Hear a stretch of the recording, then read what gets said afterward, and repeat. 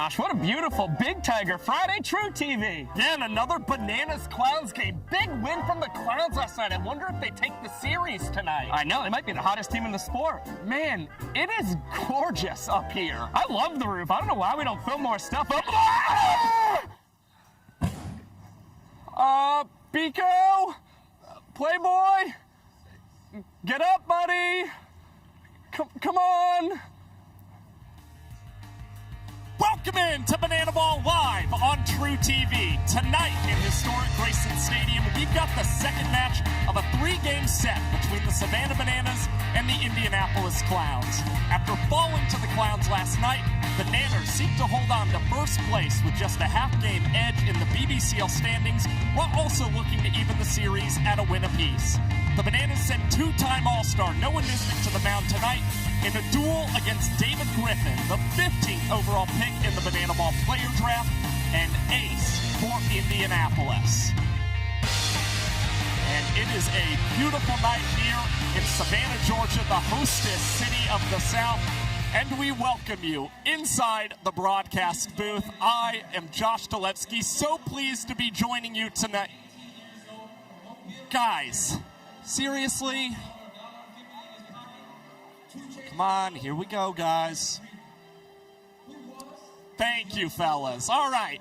Welcome into the broadcast booth. I am Josh Dolevsky, so pleased to be joined here tonight.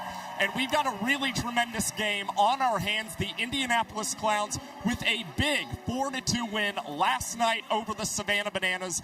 Big offense, tremendous defense, and a great performance from their extra hitter, Joe Lytle. Without any further ado, why don't we get into the highlights from last night's affair, Bananas Clowns, game one of our three-game set. And we start things off, 2 outs in the first inning. Dale Francis Jr., the Banana Ball rookie, roping this one over the head of Robert Anthony Cruz and into left center field, plating 2 runs for the Indianapolis Clowns off of Tristan Lebec. They wind up with 3 runs in the inning, and then Daniel Foster in the bottom half earns the first point, induces 3 trick plays, and the last one coming courtesy of the man on the mound. So Clowns up 1-0 through 1, but in the bottom of the second, Reese Alexiadis takes the outright lead in walk-offs on the Banana Ball World Tour as he roped that one into the left center gap, and through 2 innings of play, Clowns and Nanners even at a point apiece. Now here, third inning, Kelsey Whitmore coming in relief for Tristan Lebec, and Correll Pride, perfect placement past the sliding glove of Kyle Jackson, would put the Clowns up 2-1. Now 5th inning, Joe Lytle, he ropes this one over the head of Reese Alexiadis into right field, and Joe Lytle would bring in another run for Indianapolis and find himself just a home run shy of the cycle. Clowns would take a 3-1 lead entering the 6th inning, and then Eli Payton goes yard for the 5th time in his rookie campaign. A big blast for the former Grand Canyon kid. Payton having a phenomenal season so far for the Clowns and putting them up 4-1 in the ballgame, but not before Connor Harris ended his outing with his first career trick pitch strikeout there against Jalen Vasquez. A great piece of history there for the Banana Ball rookie. Now 4-1 here in the 8th inning. Bananas nearly gave up the equalizer point until Grant Besser grabbed the trick pitch strikeout against Kirkland Banks. And in the bottom half of the inning, Jackson Olsen was the walk-off hero. The Bananas did not record a single out in the 8th inning and cut the deficit to just 4-2. Now 9th inning, Dan Oberst facing off against Nick Wilson as the golden batter, and he wound up successfully swiping first base to try and extend this rally for the Nanners, sending the 9-year Banana and captain of this squad, Bill Leroy, up to the dish, and he would sky this into center field. Jackie Bradley Jr. would camp under that one and cap off a 4-2 Clowns win on night 1 in Grayson Stadium. A big win for the Clowns, and they're 11th in 2026. And now we get a look at the improvements that the Clowns made last night, specifically defensively, as there were a lot of trick plays missed and errors that led to runs being scored for the Bananas a weekend ago in KC. It was a different story last night. The Clowns tying their season high with 14 trick plays defensively, and then you saw where they cleaned things up. Nearly mistake-free throughout the night, 0 errors for Indianapolis, and only 1 trick play missed. It was a great game for Indianapolis defensively, but boy, they hit the ball pretty well too. For more with the hero Joe Lytle, we send it to Michael Schwartz. Well, we ended the night last night with Joe Lytle. We're going to start the night with Joe Lytle because we just can't get enough of that face and that mustache. Joe, the first inning last night, the Clowns were just smacking the banana ball. How key is it to your success to have guys around you that are just hitting the banana ball so well? Oh, yeah. I honestly think it's key to anybody's success in this sport of banana ball. Hitting's contagious, man. Like, once one guy gets going, it's hard to stop us all, you know? You were 1 home run short of the cycle. Talk about this Clowns offense right now. You guys come into the weekend in 6th place, but have the potential to make some moves in the standings. Oh, yeah, for sure. We're just taking it one game at a time right now. You know, we got 2 more this weekend, so we don't want to look too far ahead. We just got to stay hot today and see what happens the rest of the way. What's different about being on the Clowns compared to the past teams you've been on? You've been on the Firefighters. What's different about the Clowns? Honestly, I think the only difference is I'm more of a leader on this team, really. Like, guys kind of look towards me for answers sometimes versus just being like a new guy like recent years, you know? It's kind of cool. It's awesome. Joe, we appreciate it. Have a great game. Do it up again. Already hot here in Savannah. I appreciate you, Joe. Coach, Josh, we're going to send it back to you. Thank you so much, Michael. Joe, I'm also a little sad about Biko right now, too. It's a little bit of a lonelier Big Tiger Friday as you now get a look at the Banana Ball Championship League standings. The Clowns, again, beating the Bananas last night by a 4-2 score, and the Bananas now only a half game up on the Texas Tailgaters, who have already clinched a playoff spot this season thanks to winning the Banana Ball Open in mid-April. It's been really tight so far here in the standings, and the Clowns might just be able to secure their first series win tonight. For more on another Clown and a star at that, Nick Wilson, we'll catch up with him after the break.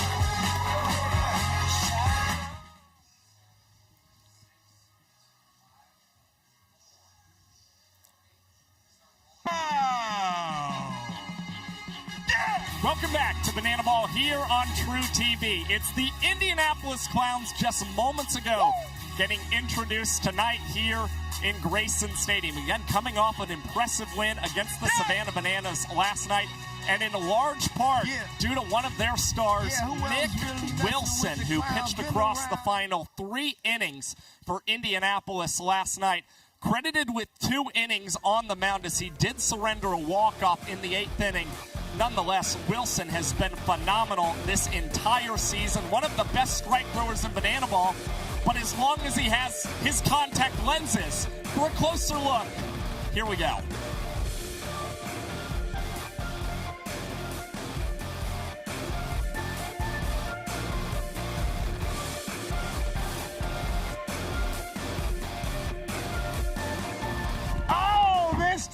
He's Banana Ball's pitcher of the month, and he's legally blind without glasses or contacts. -9 on the right, -8.5 on the left. But let's see how he does without his contacts. Ooh, I can barely even see what's going on the screen. I just got a little bit more nervous. You watching, maybe get your own catcher gear on. This should be fun. The ball's blending in with the pole, so it's tough to see. Oh, man. Oh, yeah. 3-1 now. Oh, missed it. Oh, gosh. You couldn't see when I just threw the ball to you. Barely. When did you first realize your eyesight wasn't great? I don't even remember not having glasses. I got glasses in pre-K. If you played on the original Indianapolis Clowns, it would be a sight to see, or not to see, actually. It's like I put these on, and it's literally like a brand new world. It's unreal. You're one of the best pitchers in the league with the worst vision. Yeah, terrible.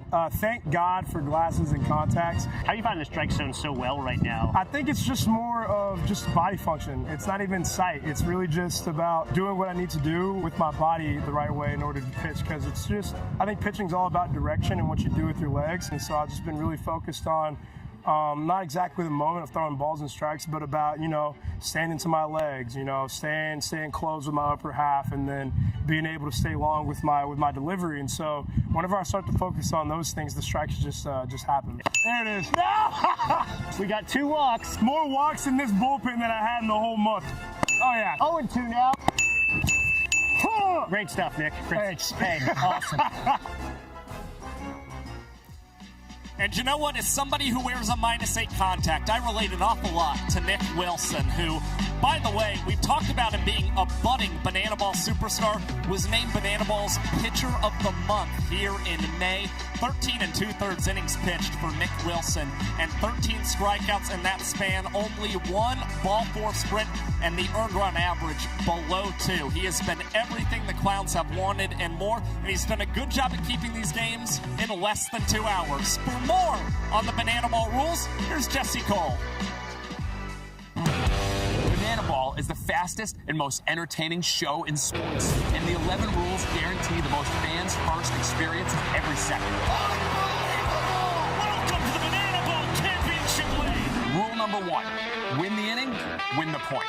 The team that scores the most runs in an inning wins the point. It's a walk-off winner.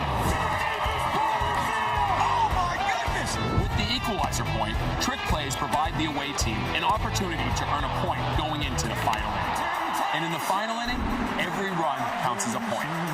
Rule number 2, Banana Ball has a 2-hour time limit, guaranteeing that every game is fast-paced and action-packed. Rule number 3, no stepping out of the batter's box. If you do, it will result in a strike. Mark stepped out of the box, and because he stepped out of the box, that's it. Rule number 4, no bunting, because bunting sucks. If you bunt, you'll be thrown out of the game.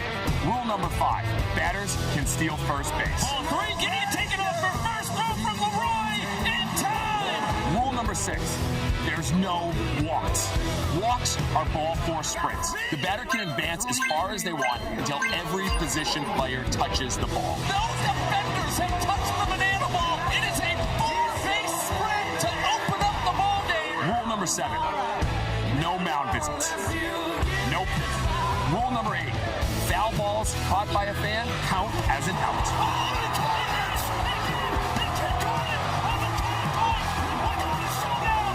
Rule number 9, the showdowns. In showdowns, the best of the best face off in the biggest moment. One hitter versus one pitcher with one fielder behind him. And the hitter has to score. Deep to right center. See you later. Rule number 10, the Banana Ball Challenge rule gives the coaches and you, the fans, a chance to impact a call on the field. Rule number 11, the Golden Batter. Once a game, each team can give any player an at-bat, regardless of the lineup. This offers the biggest matchups on the biggest stage. Big on big. Game on!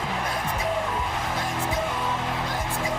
Get out of here, ball! That's a family! And those are the rules of Banana Ball.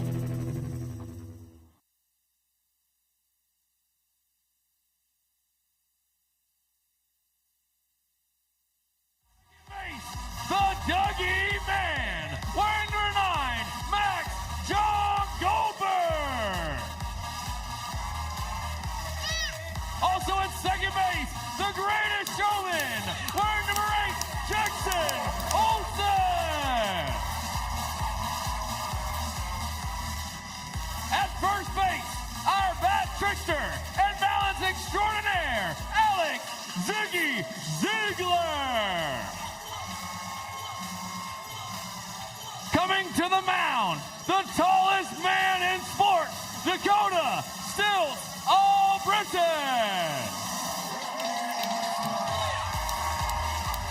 And behind the plate, on the mic, wearing number 1, myself, Phil LaRue.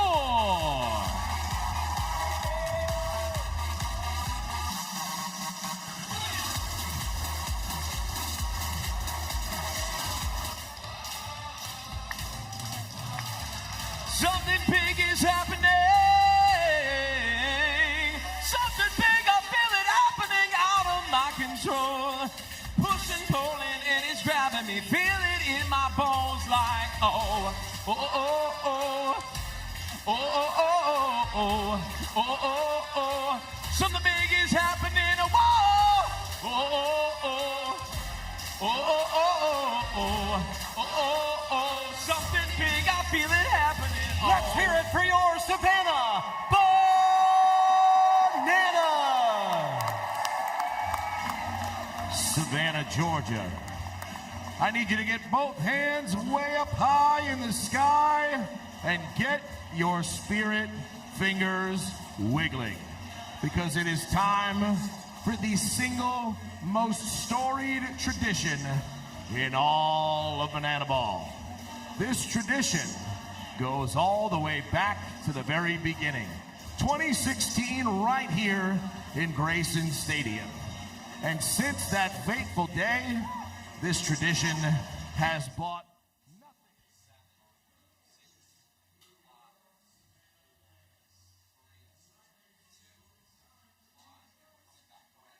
Welcome back to Banana Ball here on TruTV. Grayson Stadium, the site for the second game between the Clowns and the Savannah Bananas. And those Bananas still clinging to first place right now in the Banana Ball Championship League, in a large part due to elite pitching so far as we are nearing the halfway point here in 2026. For more on the Bananas' elite pitching this season, we catch up with Michael Schwartz, who was with Kyle Lewigs earlier tonight. Hanging in the Bananas dugout with Bananas pitcher Kyle Lewigs. Kyle, the Clowns offense, they're powerful. They came out swinging in the first inning last night. How do you stop them here at the historic Grayson Stadium? Yeah, I think just how you just about attack any other lineup or any other team that we face all year.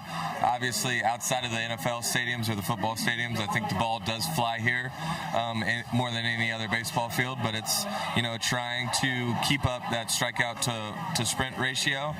Last night, I thought our guys did a great job, 11-1 on that, and also trying to induce weak contact so our guys can rip trick plays, keep them from winning that equalizer point again, and just trying to induce weak contact early in the count. They're a good offense. I think we got a good offense, so it's kind of just sticking to our game plan and taking, each pitch for what it is. I want to talk about Austin Drury, an ace right now, a great pitcher right now, who's coming in for the Bananas. 42 strikeouts, 41 innings pitched. Clipboard's going down. You had 117 strikeouts in the 2023 World Tour season. What do you see in him? Have you been working with the rookie at all? Yeah, I think definitely, we're getting better and better talent every year whenever it comes in. And it's kind of cool for me. I'm in a position where I'm working with guys who have a lot of pro ball experience, just trying to get them up to speed with banana ball rules and how you can exploit hitters with some of the rules that aren't in regular baseball, like not having to come set. You can work quick, you can pitch sequence, you can do a lot of things to make hitters uncomfortable. And with that, as good of a pitcher as he is, you throw a couple of those in there, he's liable to have a lot of strikeouts every time he toes the rubber. So it's been really cool to watch him work. I think he's going to blow past that record. I don't think it's going to take him nearly as many innings as I had to throw in 2023, but it's cool. We're seeing a lot of talented guys come into banana ball, buy into all the rules and all the funny quirks and dancing. I would say, I don't really have any more notes for him right now outside of becoming a better dancer, probably. He's Kyle Luiz. Kyle, thank you so much. Good luck tonight. I appreciate you. Back to you, Josh. Thank you so much, Michael. Great stuff there from Cowboy Kyle Luiz. And for all of our first-time viewers here on YouTube or TruTV, this is not just about the Savannah Bananas. We are in the Banana Ball Championship League era, my friends, and we had a really tremendous game going on last night as well in Charlotte. The Firefighters taking on the Texas Tailgaters. Let's get into the highlights from North Carolina. Austin Temple on the mound for the Firefighters as their starting pitcher, but Taylor Justice started things right off for Texas. A 2-run single. It was a 3-run first for the Texas Tailgaters, and that was plenty for Brett Sanchez, who had another trick pitch strikeout and put the Tailgaters up 1-0 early. But in the second inning of play, Darian McDowell was the man going yah-yah for the Firefighters. His third home run of 2026 and his second home run in as many weekends for the Firefighters, all square with Texas. Now in the third inning, some costly control from Brett Sanchez would lead to the Firefighters scoring another point on that ball for sprint. Armando Becerra coming across, and then in the fourth inning, Brett Sanchez, he only threw 2 pitches before Dalton Cornett ended the frame and put the Firefighters up 3-1. Really great to see the Banana Ball veteran Dalton Cornett starting to heat up for his squad. Definitely the guy who led that team offensively a season ago, and plenty of those tornado kicks came as well. Now picking things up in the 5th inning, Nick Lopez, 6 hits last weekend for the Texas Tailgaters, and got the base knock here in the 5th inning against Brian Trepanier to get another run on the board for the Texas Tailgaters. Jordan Bartho in the 5th. How about Logan Lacey and Caden Green? A double trick play for the Firefighters in the contest, and that was pretty huge as they were able to negate the equalizer point against Banana Ball's best trick play squad. Now 6th inning. How about Jordan Hussein, the Tailgaters captain and man traditionally batting in that 10-hole, coming through with a big 2-run double to put us at 3 points all. Now in the 7th, another double trick play. Looters and Justice, and Jonathan Looters made some history.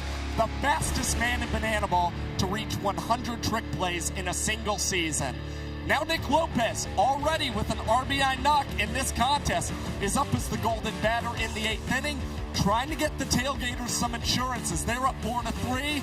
And that's a tip drill that goes awry between Armando Becerra and Noah Bridges. Tailgaters get a little more insurance, a 5-3 lead going into the bottom of the 9th. And that was enough for Reese Miller and company as the Tailgaters slammed the door on the Firefighters and earned a 5-3 dub on night 1 in Charlotte, North Carolina. The boys getting to do a little line dancing on the field afterwards.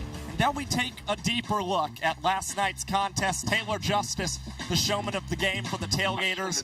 2 hits, 2 ball, 4 sprints, a run batted in, and you saw one of his 2 trick plays in the highlight as well. And of course, Jonathan Sunshine Looters, who really brought the designated fielder into Banana Ball. He has showed exactly why that was a fantastic idea. Again, the fastest player in Banana Ball history to reach 100 trick plays in a single season. It is unbelievable to see what Jonathan Sunshine Looters is doing, and he is still on pace to finish with 200 before season's end. So the Tailgaters claiming yet another win this season against the Firefighters. And now we get a look at our schedule tomorrow in Banana Ball. Of course, one more matchup here between the Clowns and Bananas from historic Grayson Stadium. That will tip off at 7 Eastern time. Tailgaters and Firefighters as well. They will play the last game of a 3-game set in Charlotte. And then Game 1 between the Coconuts and Party Animals kicks off in Milwaukee, Wisconsin. It's a big weekend for the Party Animals, as it will be their first game in a Major League stadium without the Savannah Bananas playing there. Now we're going to take a look tonight at our pitching matchup. David Griffin, the second rounder for the Indianapolis Clowns, is taking the mound. And meanwhile, the Bananas countering with their ace over the last 2 seasons, Mr. Noah Nisnik. Both of these guys have done very well on the pitcher's mound. Griffin averaging 3 outs in 4 minutes and 15 seconds. Meanwhile, Noah Nisnik 3 seconds better than him on average this year. And both of these guys showing off the strikeout stuff as well. Griffin currently ranking in the top 10 in strikeouts, while Noah Nisnik is just outside of the top 10 pack, sitting at 11th this season. It should be a really, really fun pitching matchup, and I would expect an awful lot of strikes from these guys throughout the night. And again, there is a lot on the line in tonight's ball game. The Clowns getting the victory against the Bananas, and they find themselves just a half game up on the Texas Tailgaters and looking to hold on to that here in Grayson Stadium. The Clowns, or the Bananas I should say, at 16-10. Tailgaters on their heels at 16-11. And meanwhile, the Clowns veering closer and closer to gaining a playoff berth, or at least being in contention for one of those 4 spots. Now for more here tonight in Grayson Stadium down on the field, let's send it down to the man in the yellow tux, Jesse Cole. Get it going, Aubrey. All right. Oh, I like that. Looking good. Good job, Aubrey. All right. Well, yes. Of course we would do that. Yep. Keep it going. Oh, we're raising the roof here. Keep it going. Keep it going. Oh, scuba. Yep, this sounds about right. All right. Oh, no. Jumping jacks. Oh, good job.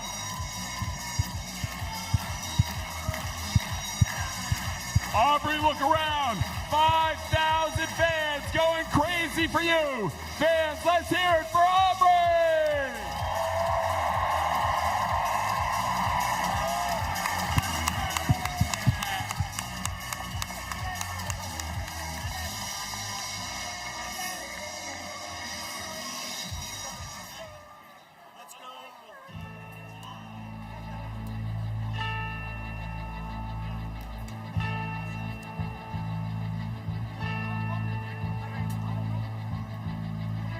Ladies, gentlemen, boys and girls, and potassium enthusiasts from around the world. Tonight, you and thousands of your friends here live, and millions more watching at home, have gathered here to witness something beyond your wildest imagination. From Montana to Savannah, from the Isle of Man to Tokyo, Japan, the Banana Maniacs come from across the globe to witness this is not baseball. This is the Crucible, where the fastest, hungriest, and most entertaining players are forged. This is a game of the fans, by the fans, and for the fans. But this is not your granddad's pastime. This is not just another night at the ballpark. This game is baseball by birth, fruit by name, and an absolute worldwide phenomenon by the grace of God. This is the time for all 5,000 people here in Grayson Stadium to get on your feet and give me your voices. Because this is the greatest show in sports. Ladies and gentlemen, this is Banana Ball!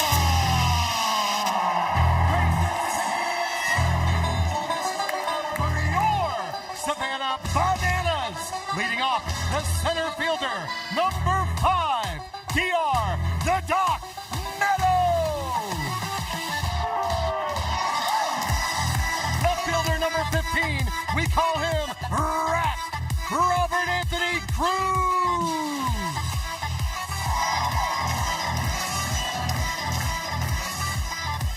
The DH, number 19, Kyle Dan Oberst.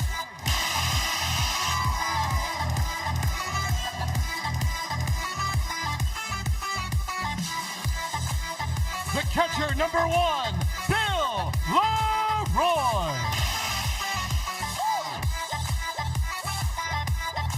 Extra hitter, number 4,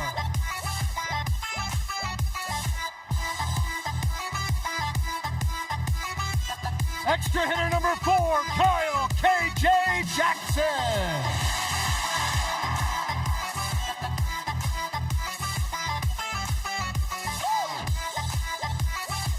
Right fielder number 2, Reese Superman Alexiades.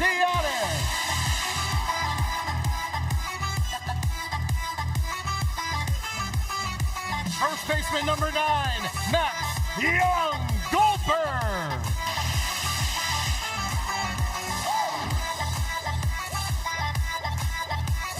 Second baseman, number 8, our greatest showman, Jackson Olsen.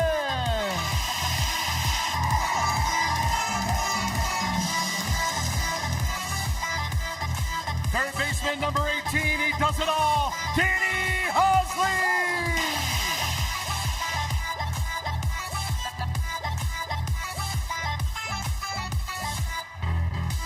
And shortstop number 6, our glove magician, Ryan Cox.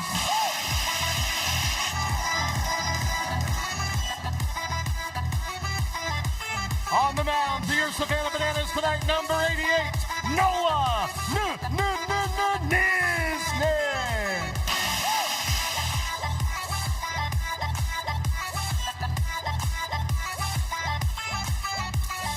The starting lineups for the Savannah Bananas introduced here tonight. And after this break, we will have first pitch right around the corner.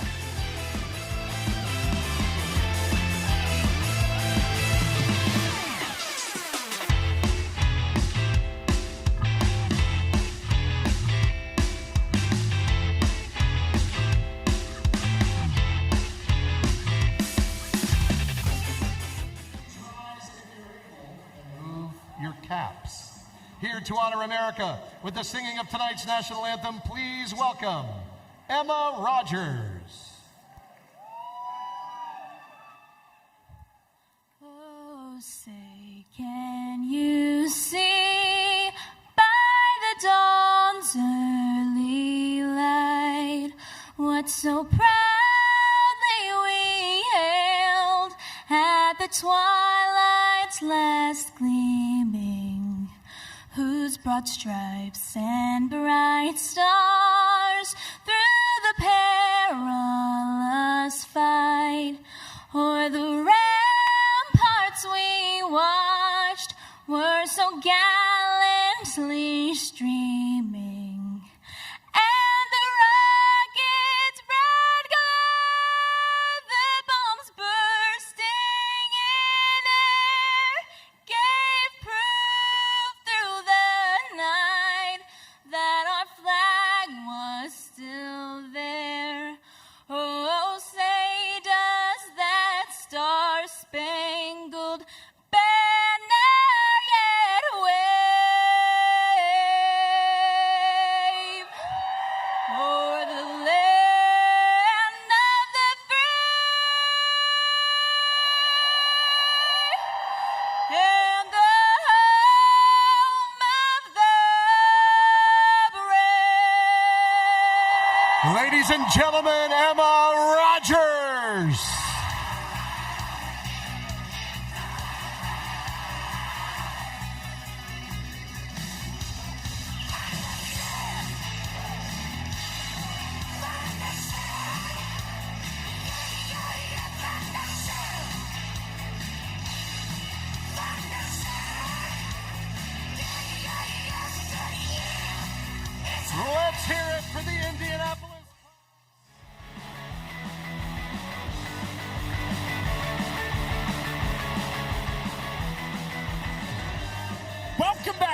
Ball here on TruTV. You could not have picked a more beautiful Friday night for the Savannah Bananas to square off against the Indianapolis Clowns here tonight in Grayson Stadium. And we welcome you inside the broadcast booth. I am Josh Talevsky without my co-partner in crime, Biko Scala, but nonetheless, happy Big Tiger Friday to you and yours. It is the 16-10 Bananas facing off against the 11-16 Indianapolis Clowns. And those Bananas looking for much better results offensively here tonight. Meanwhile, it is the Indianapolis Clowns hunting their first ever series victory in franchise history against the boys in yellow. Should be a really fascinating matchup that we've got on our hands. And now you get a look at the Bananas defensively here tonight. It's Robert Anthony Cruz, D.R. Meadows, and Reese Alexiadis from left to right. Danny Hosley gets his second start at third base this season, whereas the usual suspects, Cox, Olson, and Young Goldberg, are from short to first respectively. And the battery tonight is Noah Nisnik and his catcher Bill Leroy, while Alex Ziegler is our designated fielder who will likely spend most of his time tonight at the first base position. 45 trick plays this year for the Zigster. And now we focus in on the man on the bump for the Savannah Bananas tonight, the third-year Banana, Mr. Noah Nisnik, 2-2 this season, and making start number 11 this year. Nisnik with a 3.62 earned run average that has him sitting 9th in the Banana Ball Championship League in ERA. And he's also done a really impressive job at inducing trick plays this year. 41 for Nisnik, a top 10 mark among pitchers in this sport. And a guy who has opponents batting just .267 against him in 2026. And now you get a look at the Clowns starting lineup presented by Tropical Smoothie Cafe. We start things off tonight with Joe Gray Jr. in the leadoff spot, then Jackie Bradley Jr., Bobby Leday, and Joe Lytle to follow. Dale Francis Jr. mans the 5 spot, while Correll Prime bats 6th, Eli Payton 7th, and Holzheiser, Dansereau, and Kirkland Banks round things out for Indianapolis. And of course, it is Joe Lytle coming off of his showman of the game performance last night.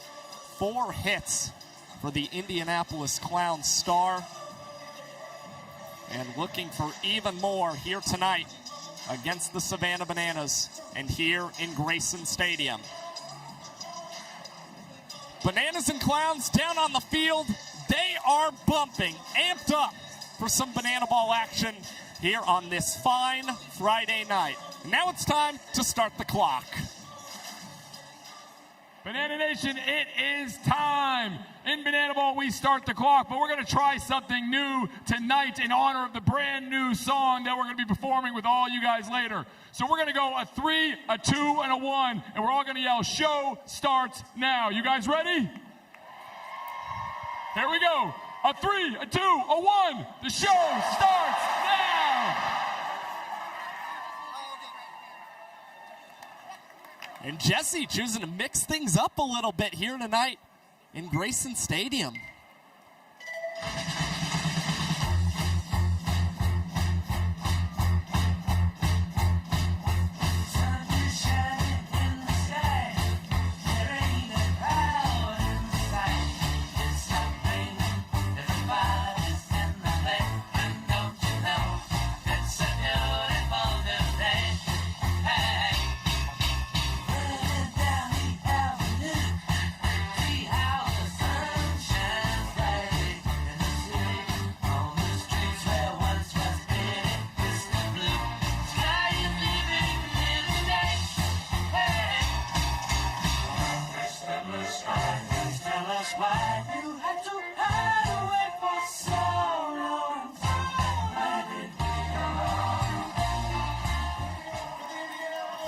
And how about that entrance from the 9-year Banana and co-captain of this squad, Mr. Bill Leroy.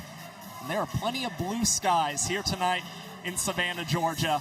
A handshake between Joe Gray Jr. and Bill Leroy, and now Noah Nisnik comes set with his first pitch. And that one checked by Joe Gray Jr. And tonight we start with a 1-0 count. Gray Jr., the man out of Hattiesburg, Mississippi, former Milwaukee Brewers top prospect who has now come into Banana Ball and torn it up so far. 6 home runs this season for the Indianapolis Clowns, and 2 of them lead-off shots. Gray currently in the driver's seat to start his evening. A 3-1 count, and Noah Nisnik trying to find the strike zone here and does so successfully. Is going to the patented circle changeup, best pitch in his arsenal. Now Gray swings and drives this one out to right center field. Meadows with the tip, and Alexiadis takes off the Banana Ball cap and secures the Banana Ball for an early double trick play tonight for the Savannah Bananas. And if there's any pair of outfielders for folks to really take notes on, the future Banana Ballers, it is D.R. Meadows and Reese Alexiadis, so good at communicating to one another and working in tandem to get those double trick plays. As Noah Nisnik and Bill Leroy have a little fun with the former World Series champion, Jackie Bradley Jr. They throw behind the 2016 All-Star. And now Billy Barrels taking his time, going the expressway between JBJ's legs. And Bradley Jr., good wood on this Banana Ball, and Reese Alexiadis! Are you kidding me? After securing a double trick play to start the ballgame, you want to talk about a super slide? That's what you got for the Bananas right fielder, and he's hitting the Frankie Super to celebrate that one. A highlight reel play for Alexiadis. And the Bananas off to a stellar start defensively.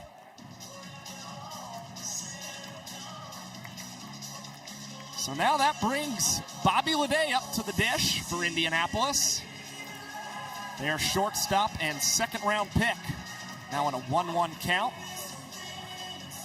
Leday 0 for 4, or 0 for 5, I should say, last night. And a hat trick of strikeouts. Very rare to see for the Clowns' uber-talented shortstop, who, once again, much like Joe Gray Jr., finds himself ahead in the count 3-1 against Noah Nisnik. Little squibber. This one is ricocheting off the leg of Noah Nisnik. Hosley tries a bare-handed attempt, but Leday, incredible wheels, is able to reach with an infield single. So after Leday had a 13-game hitting streak snapped in the last night's ballgame, he wastes no time here in his first on Friday night and gets a man on for the Clowns with 2 outs.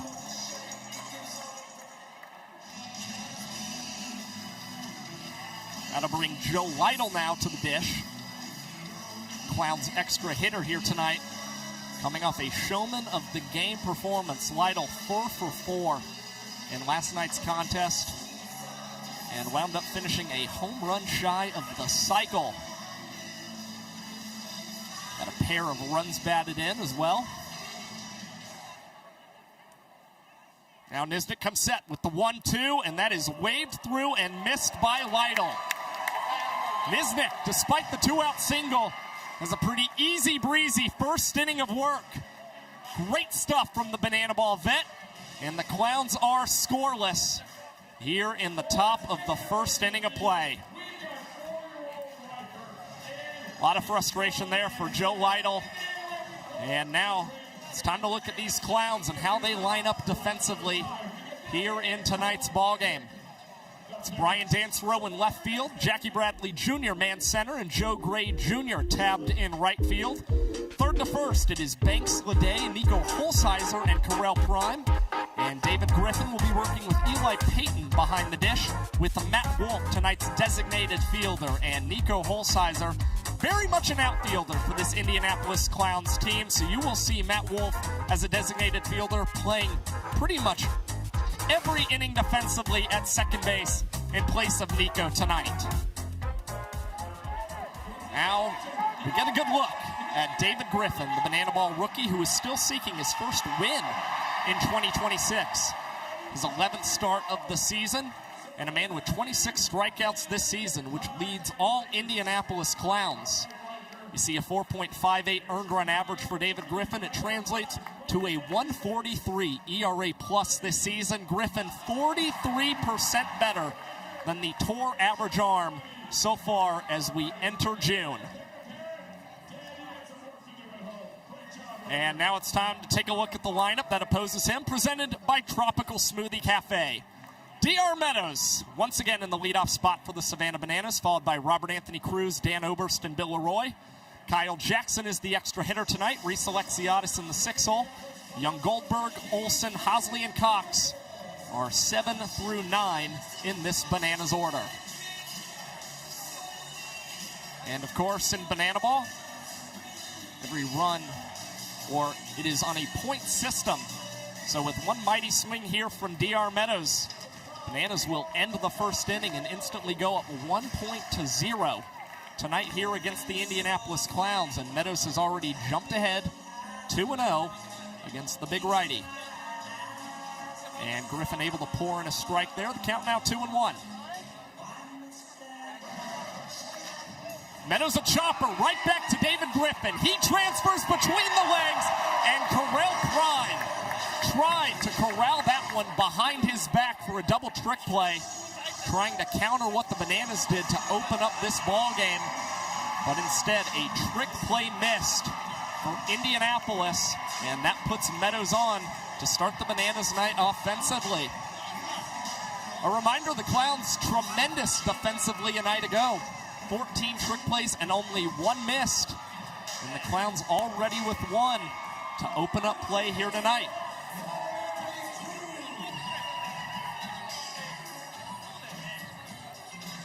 So here's Robert Anthony Cruz at the dish for the Bananas. Like I mentioned with Joe Gray Jr. earlier, Cruz 6 home runs for the Savannah Bananas this year.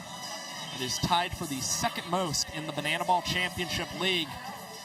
He has been very good at batting early in ball games for this Nanners team. And you see him continuing to hack against Griffin. Now starting to pour in strikes after he missed with his first 2 pitches to DR Meadows.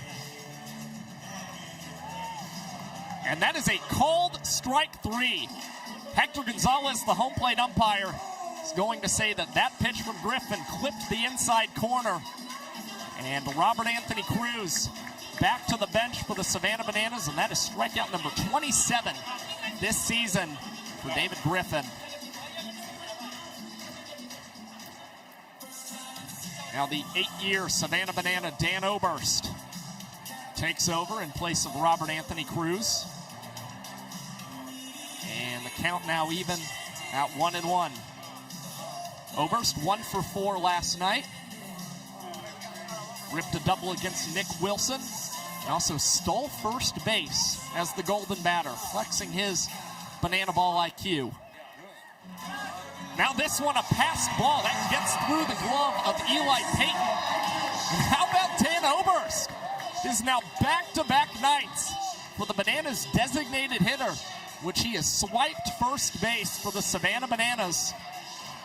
And you are seeing the Banana Ball rules truly coming to effect early for the boys in yellow.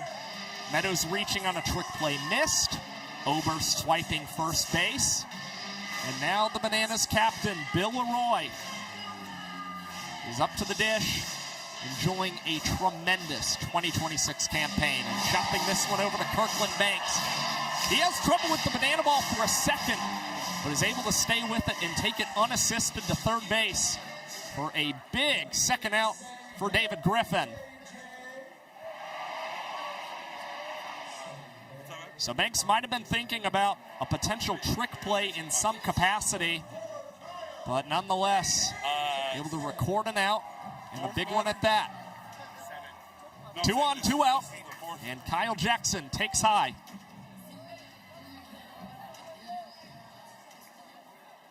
Bananas superstar getting a half night off. The extra hitter tonight for the Savannah Bananas. Only the second time this season he has not started at the hot corner for this Bananas team. And Griffin struggling to find the zone here against K-Jack. trying to figure out something here with this 3-0 delivery. And that one will miss low. The ball four sprint earned by Kyle Jackson. And it's the Bananas taking advantage of a trick play missed and a Dan Ober steal of first to claim the first point tonight here in Grayson Stadium. 1-0 is our score. The boys in yellow up early.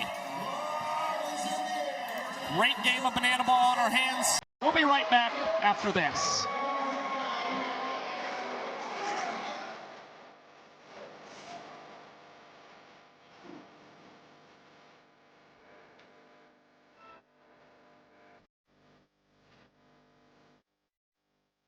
Bags you packed just to take them back. Tell me that how many either or. You let me inside of your world. So many pretty faces. You. Now all I see is you.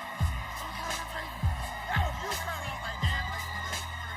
Don't need these other pretty faces like I need you. And when you're mine. There's gonna be one less lonely girl. One less lonely girl. One less lonely girl. One less lonely girl. One less lonely girl. I'm gonna put you first. I'll show you what you're worth. That's what I'm gonna do. Let me inside your world.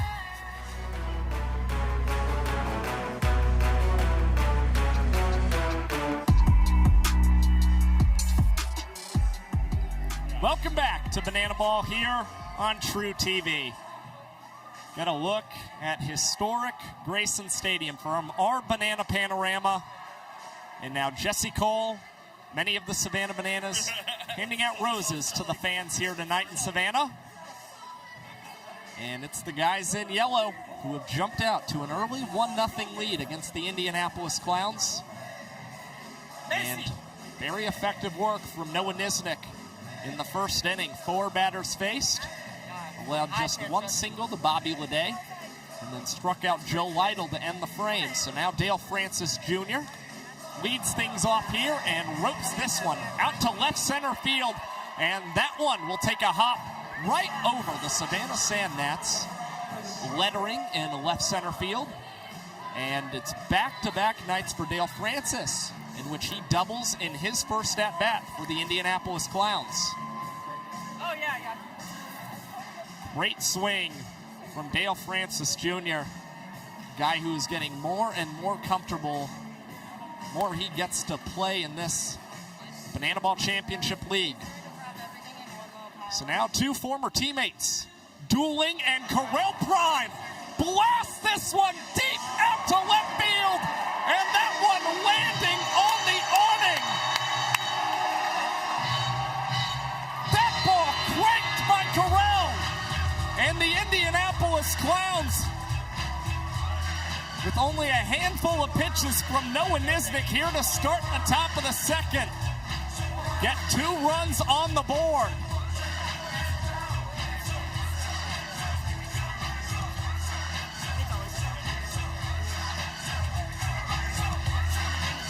A massive blast from Primetime, his 3rd home run of 2026. And it shouldn't exactly come as a surprise. Prime spent 2024 and 2025 as a Savannah Banana. And the last year specifically, 3 home runs came here in this ballpark. So now the Clowns getting their first runs on the board tonight, hoping to turn them into points.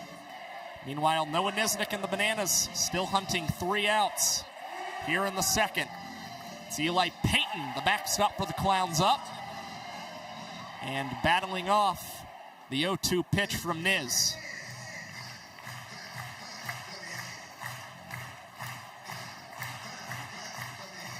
Nisnik comes set and delivers. This one lined out to center field. D.R. Meadows takes off the glove and tries to come away with a barehanded catch in center field.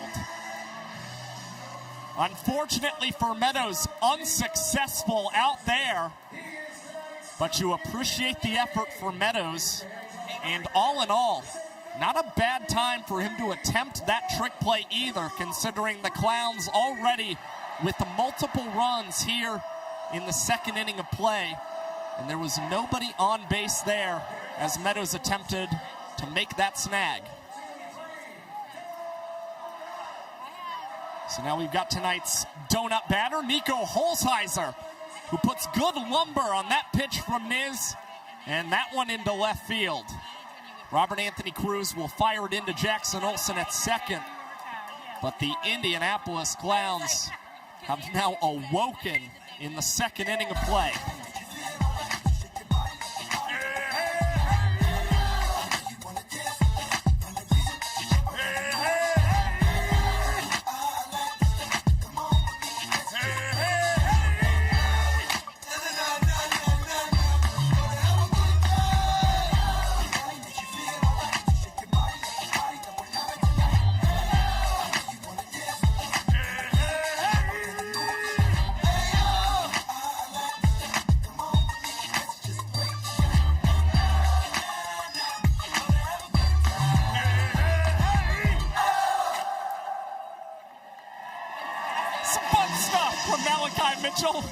Gage Voorhees and Jalen Vasquez. Jalen a little Fat Albert down there at home plate.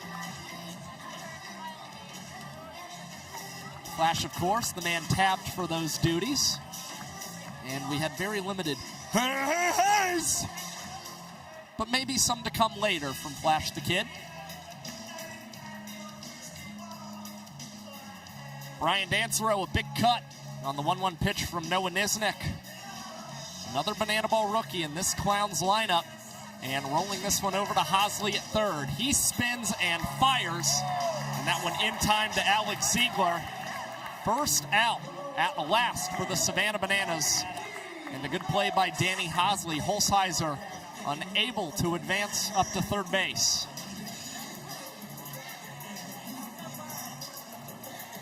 Now Niz goes to work against Kirkland Banks. Starting at third base tonight for Indianapolis. His 8th start at the position this year. Very versatile for this Clowns team. A guy who can play corner outfield, third base, second base. And just hit that one foul down the third base line. .260 average for Banks, 7 runs batted in on his ledger. And looking for number 8 here. High chopper. Olsen waiting to attack this one. Bare-handed grab for Olsen. And he makes the play and the throw in time to gun down KB. Not a trick play there for Jackson Olsen, but nonetheless, impressive patience. Having to wait for that banana ball to reach him before he could record the out. And bare hand, certainly the only thing that was going to be able to secure that out there for the Nanners. So Holzheiser advances up to third base. And now it's Joe Gray Jr. falling behind 1-2. Nisnik trying to stay away on Gray. And now Deuces Wild here in the second inning. Good fight by Joe Gray Jr. That one sprayed foul. Nisnik, a nod to Bill Leroy. And now coming set with the pitch. Hit out to right center field. Alexiadis tracking and spinning, makes the catch. Reese Alexiadis securing another trick play tonight for the Savannah Bananas. But nonetheless, a big 3-run inning for Indianapolis. They'll try and get it to hold up in the bottom half.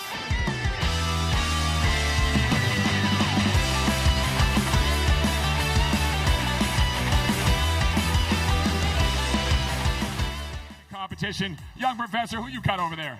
I'll tell you what, Jesse, I'm going to go ahead and represent all of our fans over here behind third base, everyone out in left field, the best in class of Savannah, Georgia. Yeah. You may have all of left field, all of the third base side, but I got all of right field out there, all of the deck, and here the metal bleachers, and we call this the winning section. First song. Let's get singing. That's my jam.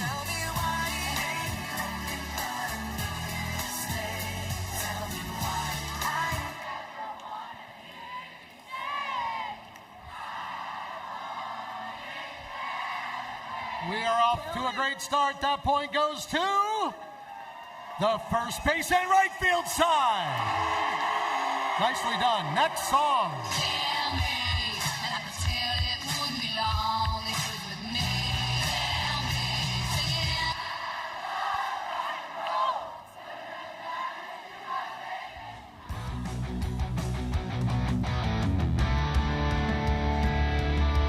You are watching Banana Ball on TruTV, presented by Tropical Smoothie Cafe. Historic Grayson Stadium, the venue for tonight's clash. Savannah Bananas facing off against the Indianapolis Clowns, their third series this season. And the Clowns in prime position to knot things up at a point apiece. 3 runs in the top half of the inning, highlighted by a 2-run shot by Correll Prime. And now Reese Alexiadis finds himself ducking out of the way of that breaking ball from David Griffin. That ball tagged off the bat of Alexiadis. Matt Wolf knocking that one down in shallow right center. But Alexiadis, elite speed for the Bananas right fielder. And he is on. So now back-to-back innings, and the Bananas with a leadoff man reaching. And now down on the field, it looks like the Bananas are getting on the field to play. I think we've got something special in store here tonight.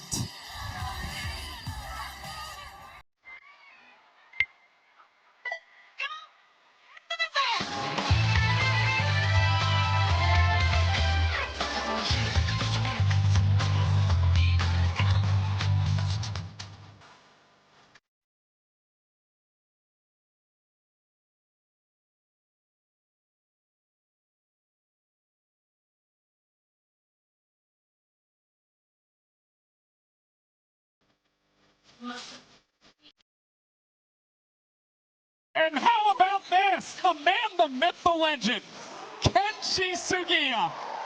Back and suiting up for the Savannah Bananas and getting some help from the Bananas. First pitch to Sugiya. And Reese Alexiadis testing Eli Payton behind the dish. He will swipe second base for the Nanners, and now gives Kenshi a shot to record his first career Banana Ball RBI. Sugiya lofting the 1-0 pitch into center field. Jackie Bradley Jr.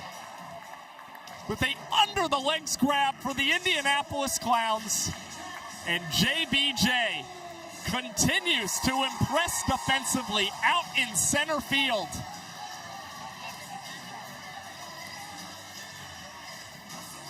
Jackie Bradley Jr. making that one look pretty nonchalant out there. Not surprising for a guy who was consistently a Gold Glove candidate throughout his Major League playing career. And now it's Jackson Olsen batting for the Nanners. All of a sudden, Olsen's bat potentially heating up for the Savannah Bananas. He was 1 for 2 last night, a ball 4 sprint, an RBI double. And now takes the 1-2 outside. Alexiadis for a second thought about potentially advancing, but that one not far away enough from Eli Payton. So Olsen has seen the Clowns pretty well so far this season. Mentioned his numbers last night, but also had a double last Sunday against the Clowns. And David Griffin goes to the breaking stuff there against Olsen, forcing him to slow back down. And he was way out in front of that sweeper. A beautiful pitch from Griffin. And then hitting some moves like MJ afterwards to celebrate the punch out. Second of the night for Griffin. Danny Hosley Hits this one over to Matt Wolf. He fields and fires in time to corral Prime. And the Bananas, despite getting a man in scoring position, do not make a lot of noise. And now it is a 1-1 game through 2 innings of play here tonight, as it is time to go down to the field. Gentlemen, one of the greatest sights to see here at Banana Land is stealing home. But we can't forget about the celebration that happens afterwards. I got 2 guys here at third base ready to give it all they've got. And you, the fans, will decide who our winner is. It's time to see who will steal the show. First up, I got Kyle ready to go. On your mark, get set, steal! Oh, he takes off, and he slides! But let's see that celebration. Hey, hey! Come on, hey, hey! All right, woo! Oh, he throws it back. All right, Kyle. Next up, we got Elliot. You ready to go? On your mark, get set, steal! He takes off, slow start. Oh, is he hurt?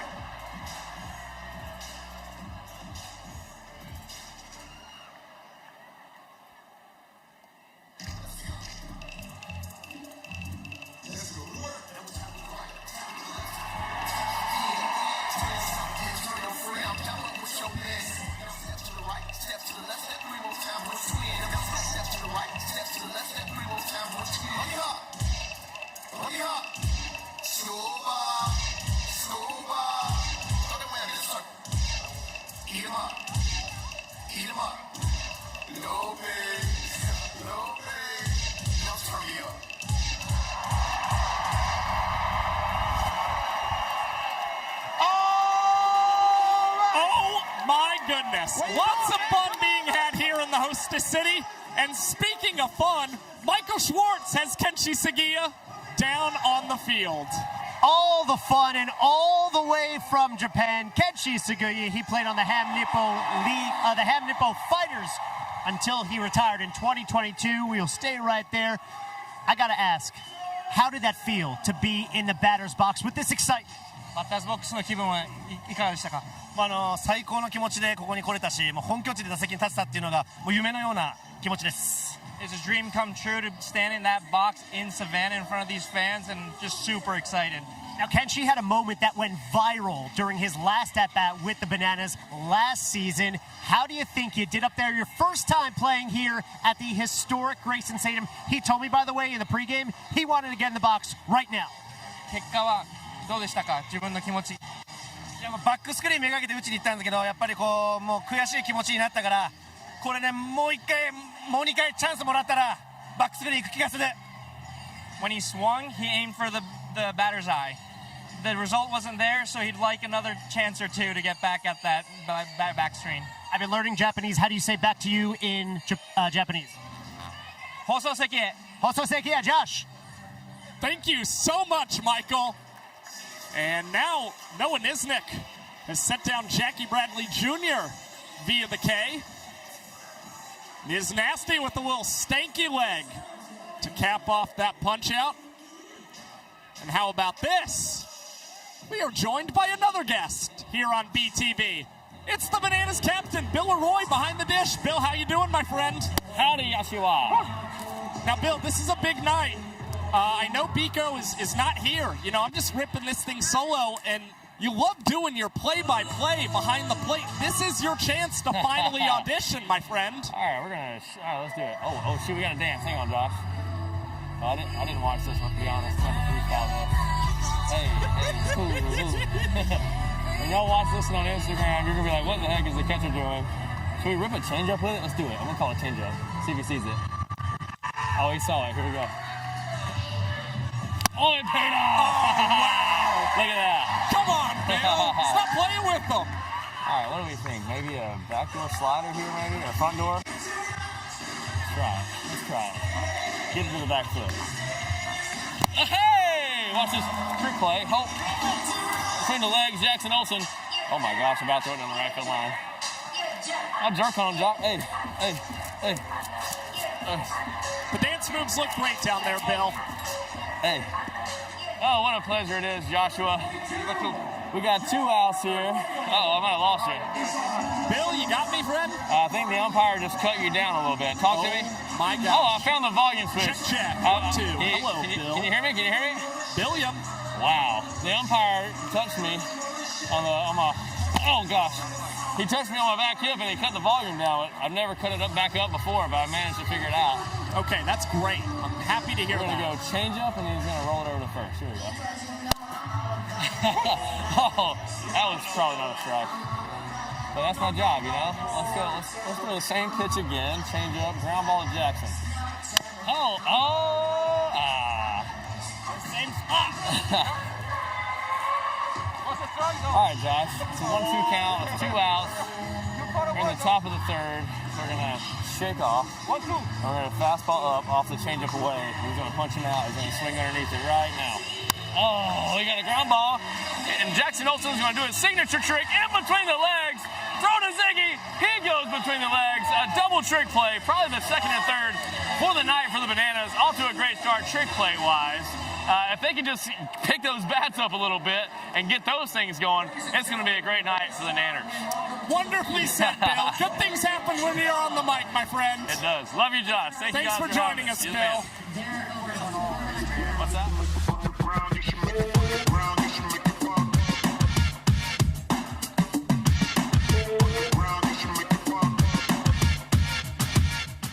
A banana ball. Our organization is dedicated to celebrating the foster care community while educating and inspiring others to get involved. Tonight, we're celebrating the Duncan family. Anna and Woody wanted to make a difference in the lives of children and teens experiencing foster care. So, at an age that they could have retired, they became a licensed foster family. In the last 16 years, they have welcomed over 20 children and teens into their home. Fans, please welcome to the field the Duncan family for making a difference right here in our community.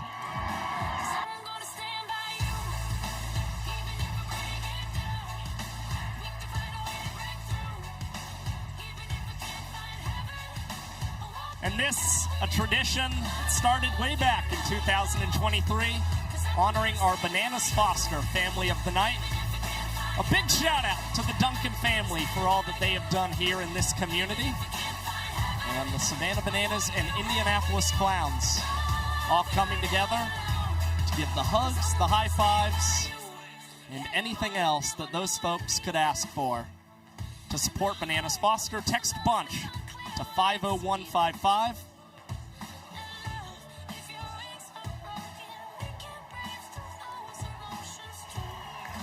And I think right about now, we might hear something from the world-famous Banana Band. It's Banana Band!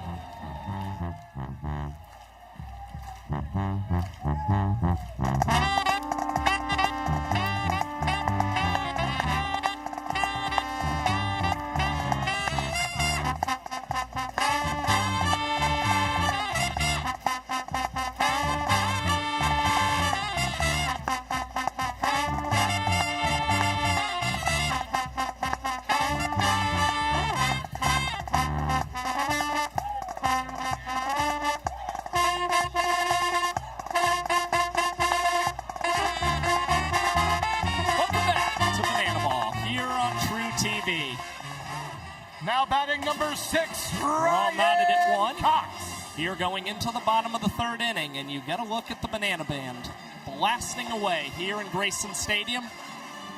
And now David Griffin lands the first pitch strike against the Banana shortstop Ryan Cox, who loops this one foul. Correll Prime had a good beat on it. Coxie, 238 average this season, an OPS at 753, and able to hold up on that one out of the hand of Griffin. And now Coxie doing what he does best, spoiling pitches. So he is looking to get back in the hit column after going 0 for 3 last night. And another called strike 3. Outside corner, and that one a beauty from David Griffin. Coxie apoplectic about that one, but it is a great frame from Eli Payton, only making his fourth start at catcher this year for Indianapolis. But talking to a couple of these Clowns pitchers, they said Payton does so well at framing these pitches. As we hold that thought, DR Meadows hit by a pitch, but tapping the helmet to show that he is all right. Meadows still grabbing onto that wrist or forearm for the Savannah Bananas, but nonetheless is not electing to be taken off of the bases. As now Robert Anthony Cruz has something for us. All of my ops say that. Why do they gas me up? Where does it go? My head. How much I got? A lot. Well, there's one of the many aerials that Robert Anthony Cruz possesses. Man doing competitive gymnastics at a very young age, and it is translated oh so well into banana ball as Cruz whiffs through the 0-1 pitch. Robert Anthony Cruz, a hit in 13 of his last 14 games, and now shoots this one to Matt Wolf. He tries to get DR Meadows on a tag, and then at the last second decides to flip it over to Jalen Vasquez to get the out. It was going to be a force at second base, so very surprising not to see Wolf just kind of let instincts take over and flip that one to Leday, I should say. No trick play there for the Indianapolis Clowns. And now 2 outs, 1 on, and Dan Oberst up at the plate.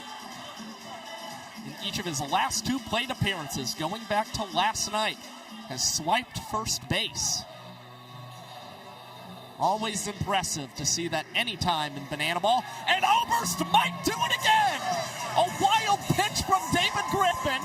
Oberst swipes first, and DR Meadows, or no, Robert Anthony Cruz, I should say, who has taken over at first base, advances all the way up to third for the Savannah Bananas. I mean, this is something that you will hardly see in our sport.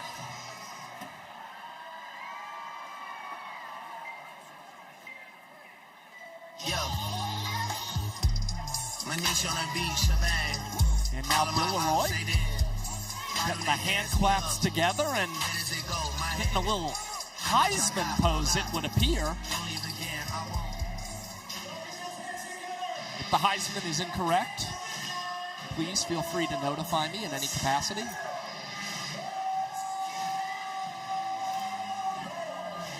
So Billy Barrels trying to come through for the Savannah Bananas, and Oberst takes off and swipes second base. So now Dan Oberst already with 3 stolen bases in tonight's ball game. 2 of first, now 1 of second.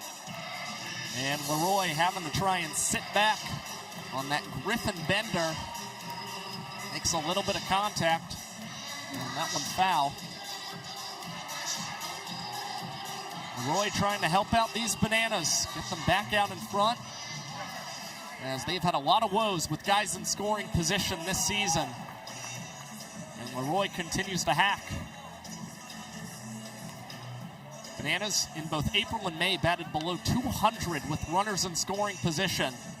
And hoping that will not be the case here in June, as Leroy just narrowly makes contact with that banana ball.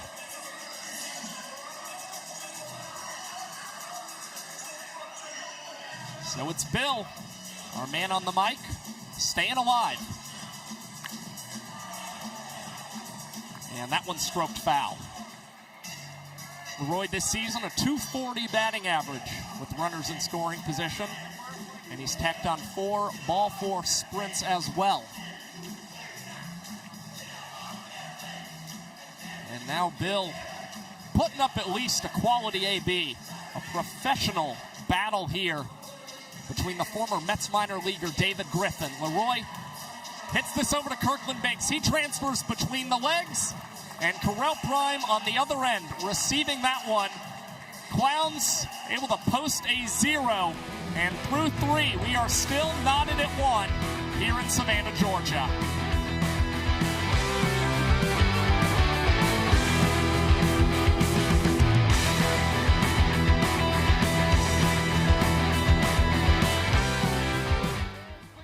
Clowns and Bananas and honoring the men and women that serve this great nation as we salute our hometown heroes of the night. We thank you for your service and commitment to our great country, to our police officers, to our firefighters, to our nurses, to our EMS workers, to our dispatchers, and to our school teachers. The Clowns and Bananas say thank you.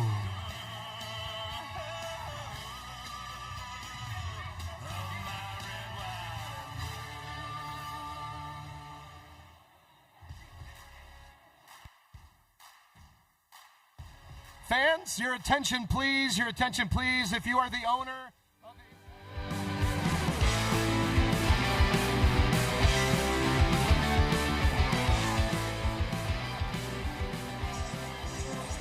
You are watching Banana Ball on TruTV, presented by Tropical Smoothie Cafe. It is a lovely, pristine, I might say, Friday evening here in the hostess city of the South, where the Savannah Bananas and the Indianapolis Clowns do battle for the second time in this 3-game series.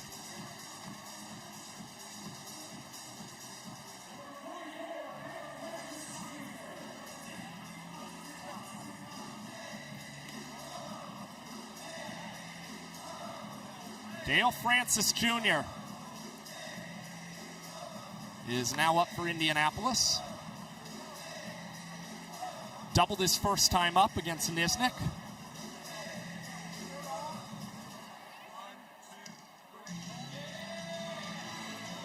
Extremely talented player.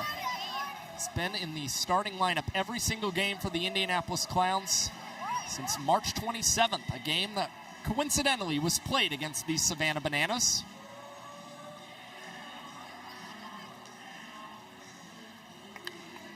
And Dale Francis Jr., another great stroke. This one out to the historic Grayson Stadium sign. And Francis in the second led off the inning with a double. Here in the fourth, a leadoff 2-bagger. And he will be replaced by Malachi Flash the Kid Mitchell, the Clowns' designated runner here tonight.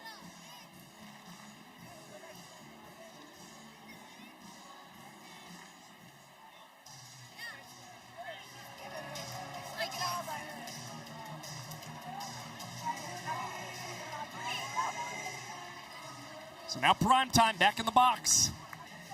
2-run homer, his first time up against his former teammate, Noah Niznik. And Prime, another one laced out into right center field. And that is trouble for the Savannah Bananas. Alexiadis fires that one into his cutoff man, Olsen. And Correll Prime is putting up a big night offensively. 3 runs batted in. And already halfway to the cycle for the Indianapolis Clown. Can check the boxes for home run and double. So he stands on second base.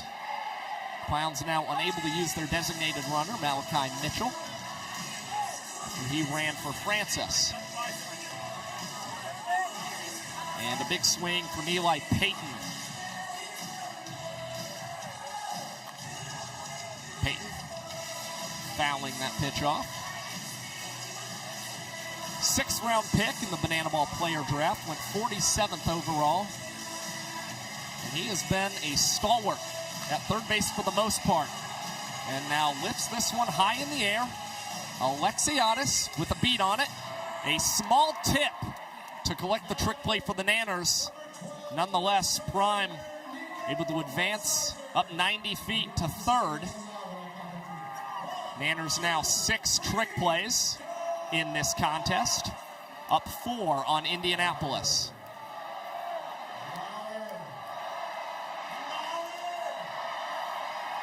And for the second time tonight, we get our Dunkin' Donut batter of the night, Nico Holzheiser. An RBI double in the second. And a guy who, maybe known or unbeknownst to the fans, is leading the Banana Ball Championship League in strikeouts this season. Nisnik's 1-1 pitch will miss up. And the fans out in full force, chanting and watching Noah Nisnik dig himself into a 3-1 hold. Nico, high pop in the infield, Hosley tracking, and will haul that one in. A home run in an elevator shaft for Nico Holzheiser. And when the banana ball is hung up in the air that high, it is incredibly tough for any banana ball player, even the best in the trick play department, to wind up collecting a trick play out. So no punch out for Nisnik, but a very key second out to keep Prime at third. So here's Brian Dansereau, hitting this one out to left field, and how about Brian Dansereau? Demolished off the bat of the rookie left fielder, and Brian Dansereau has his second home run of the 2026 season for the Indianapolis Clowns. This was a team that led all of Banana Ball in home runs in the month of May. And this lineup so potent, they just might do it again here in the month of June as you get one more look at that beautiful swing from Dansereau. Can't touch this. Can't touch this. Can't touch this. My, music hits so hard, makes me say, oh my Lord, thank you for blessing me. What am I doing?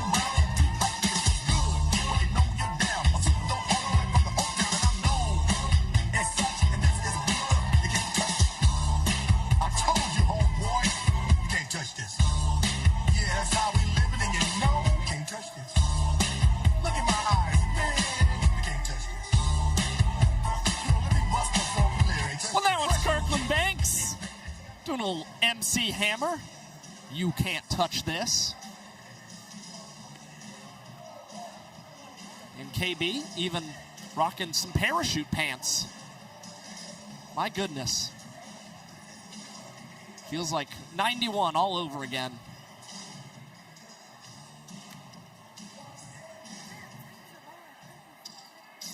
KB, a 1-1 count on him. And that is a called strike. Nisnik flipping the zone. KB not a fan of that call from Hector Gonzalez behind the dish. And now Nizam Leroy trying to continue to work down in the zone against Banks. Over to third, Hosley. Between the legs transition, and Seth Markham over at first base is going to rule that Kirkland Banks was able to reach in time for the Clowns. Great hustle from the man here at the bottom of this order. And it was Willie Carter over there, coaching first base for the Clowns, emphatically saying that KB in there safely. So we keep the train moving for the Clowns. Speaking of trains, it's Joe Gray Jr. who comes up to Party Train by the Gap Band. In my humble opinion, one of the best walk-up songs in our sport. KB off and running, and Joe Gray Jr., a high fly ball out to center field. Meadows waiting, and backflipping in center field. D.R. Meadows flashing the weather and coming away with his first backflip catch since his return from his hamstring injury.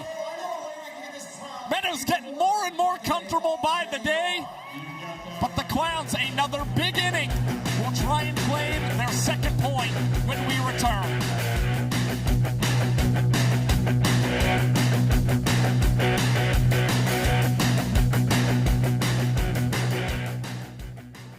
The stadium.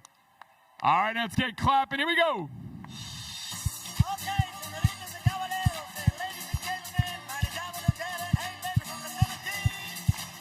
You guys look good. Get those arms waving. Here we go.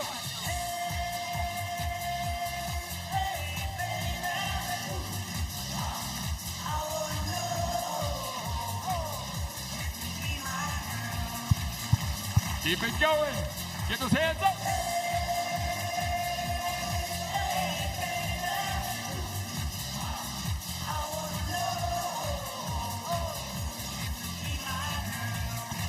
Now keep it clapping as we shovel. Woo!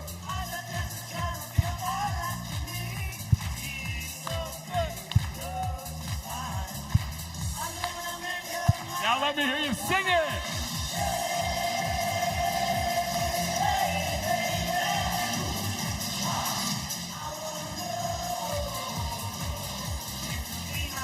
A banana ball tradition as old as time. The Savannah Bananas, the Indianapolis Clowns, and over 5,000 folks here in Grayson Stadium, all taking part in Hey Baby. We've even got the dogs out there. Star-studded cast for Hey Baby tonight. The players, some dogs, our special guest Kenshi Sugiya.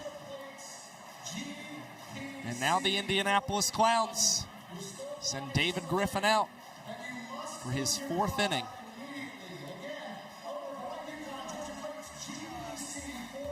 Three-run frames for the Clowns offensively in the second, and also here in the fourth. And that feels like pretty good breathing room for this squad, as you now get a look at Kyle Jackson of the Savannah Bananas. Manish on the beach, shebang. All of my ops say this. Why do they gas me up? Where does it go? My head. How much I got?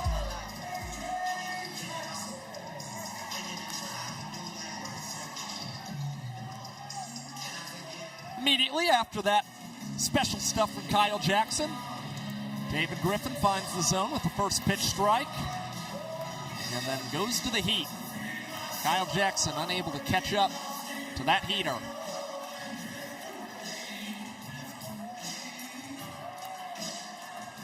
Count now 1-2. And good spoil by K-Jack. Griffin, pretty big arsenal. Fastball, cutter, slider, sweeper, changeup, and sinker. But his fastball, sweeper, and change, what he would consider the big three. Now KJ continuing to stay alive. Here leading off the bottom of the fourth. And again opposed by a very talented arm for Indianapolis. That's a sweeper out of the hand of David Griffin, and Kyle Jackson laces that banana ball over the right field wall. A ground rule double for KJ. And a nice start to the Bananas, trying to claw their way back here in the fourth. Yo. Manish on the beach, shebang. All of my ops say this. Why do they gas me up? Where does it go? My head. How much I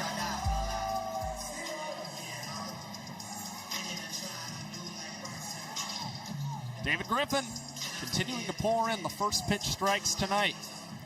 Alexiadis reached on there his first time up, and now hits this one over to Kirkland Banks, and he is able to apply the tag on Kyle Jackson, who was gunning for third.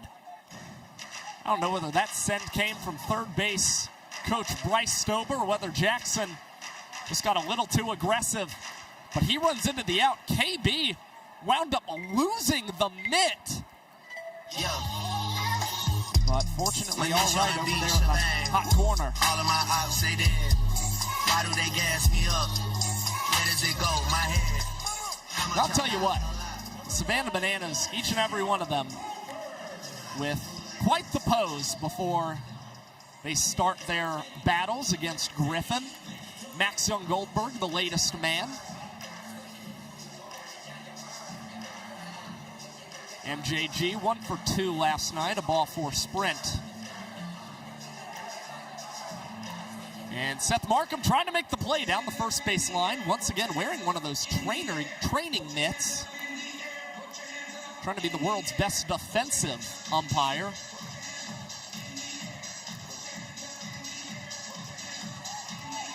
And that one in the turf. Peyton able to keep it in front of him. But nonetheless, Alexiadis advances up 90 feet into second base, now in scoring position. Young Goldberg, Banana Ball rookie and second-round pick. Still trying to find his footing in this sport. And Griffin looking for the inside call there from Hector Gonzalez. Did not get it. So the count has run full. And Griffin will miss up and out. A ball 4 sprint for Young Goldberg. And a run batted in at that. Of course, in Banana Ball, there are no walks. Instead, we have ball 4 sprints after the pitcher fires ball 4. All the defenders behind the pitcher and catcher must touch the ball before they can attempt to get the batter out. Young Goldberg plays things safely, opts to take just one base, and he's replaced by JT Sokolov, the Bananas designated runner, who is off and running, testing the arm of Eli Payton, and that one is on the money.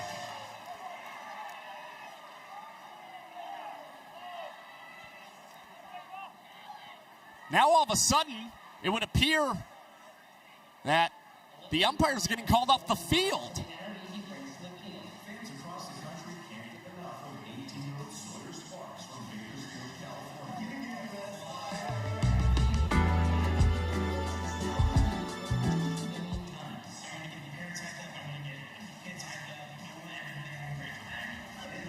He does see himself continuing to umpire, but maybe one day at a little bit of a higher level. Now coming to umpire and be the only umpire on the field, please welcome from Bakersfield, California, 18-year-old Sawyer Sparks. How about this? Sawyer Sparks, 18 years young, will be the only man on the diamond to umpire here with 2 outs in the bottom of the 4th. Sparks hailing from Bakersfield, California, and a really cool story. Just wanted to be a part of all the action. Grew up playing baseball. His mom told him, might be a good idea for you to try some umpiring. He's a man known for his emphatic calls behind the dish and running and power sliding all over the diamond. And Sparks already calling 2 strikes. That is a 3rd. Sawyer Sparks with a little emphatic strikeout call and a body slam with Eli Payton as well. Clowns, another point in this ballgame. They take the first lead tonight in Grayson Stadium. We'll be right back after this.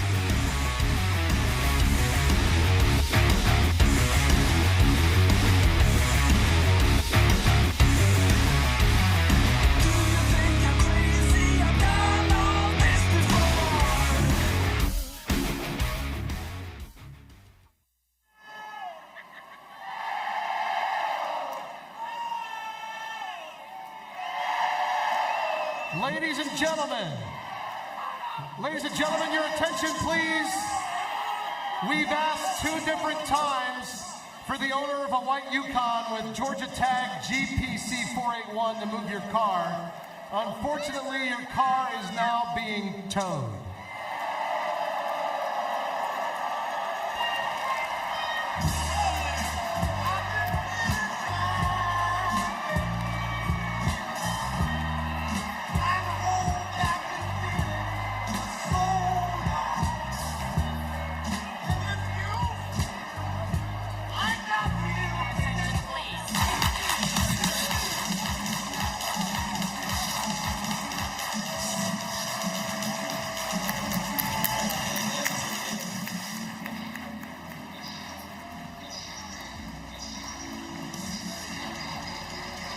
watching Banana Ball on TruTV, presented by Tropical Smoothie Cafe. Heading into the top of the fifth, tonight in Grayson Stadium, and it's the Indianapolis Clowns. Now ahead in the points department. Got the point in inning number 2, and just claimed the point in the 4th inning. And happy birthday to that young man. He was 6, but now he is 7. 6'7". That's it. That's the joke, everybody. 6'7". You can't see me. I'm doing the hand motions.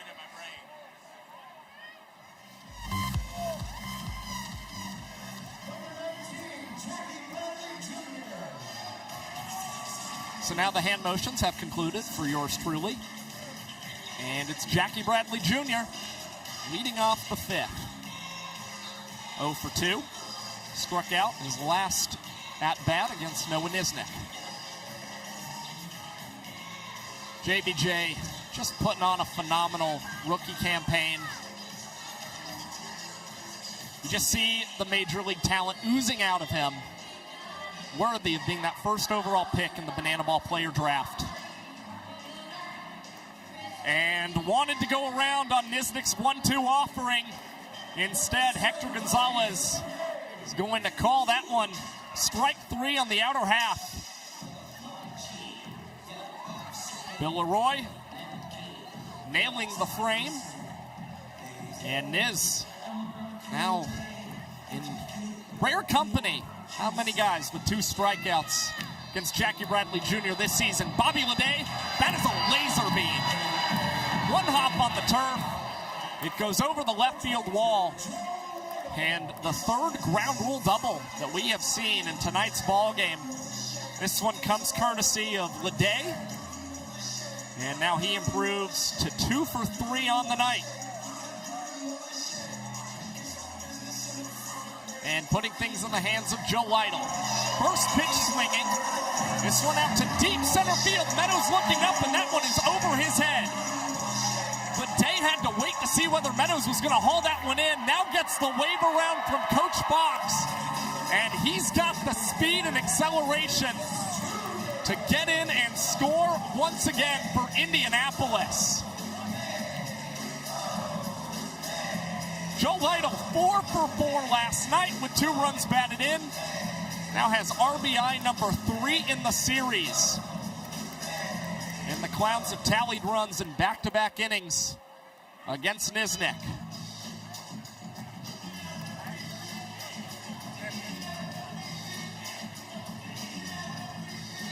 Run 1 count. Nisnik facing Dale Francis Jr. 2 knocks tonight, both of them going for extra bases. And looking potentially for a 3rd. Nisnik's 1-2 down the line foul. Francis Jr. a couple weekends ago had his first Banana Ball multi-home run game.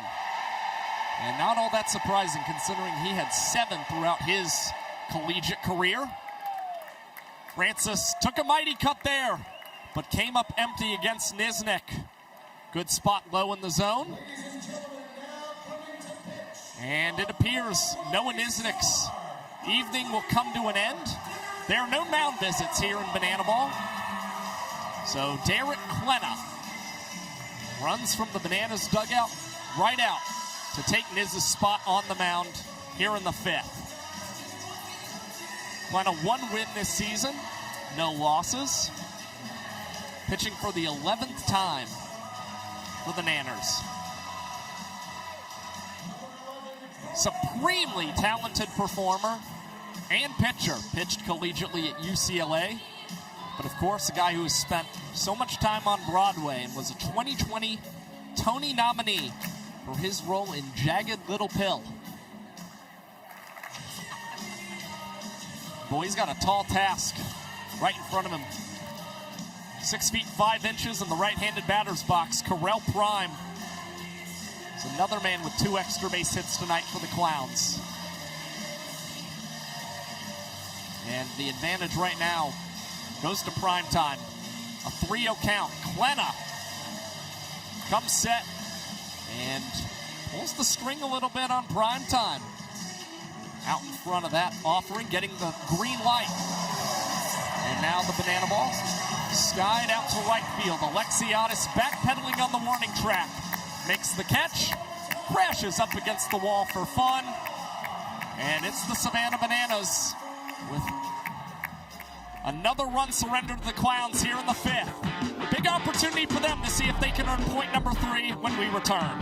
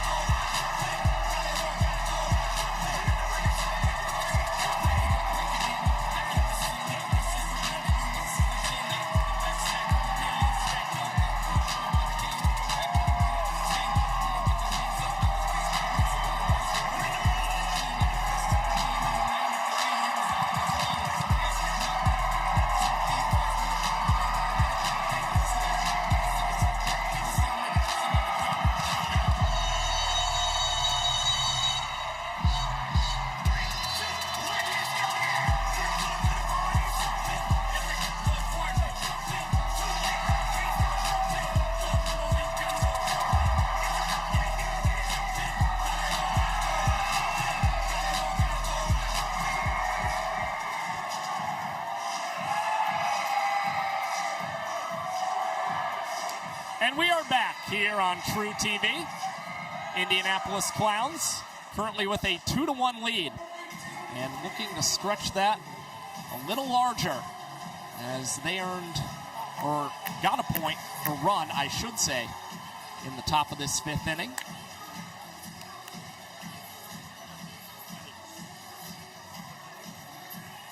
David Griffin, the former Mets minor leaguer, still on the mound.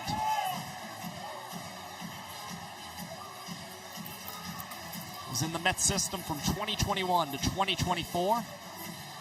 And in every season from 22 to 24, he was up in AAA for the Mets. Meanwhile, Danny Hosley, despite being down in the count 1-2, hits this one out to right field and collects the leadoff double for the Nanners. Just the 4th hit of the season for Danny Do-It-All, but it comes at a great time. Manish on the beach, shebang. All of my ops, they did. Why do they gas me up? Where does it go? My head. So now Ryan Cox joins many of his teammates in giving us a little razzle-dazzle.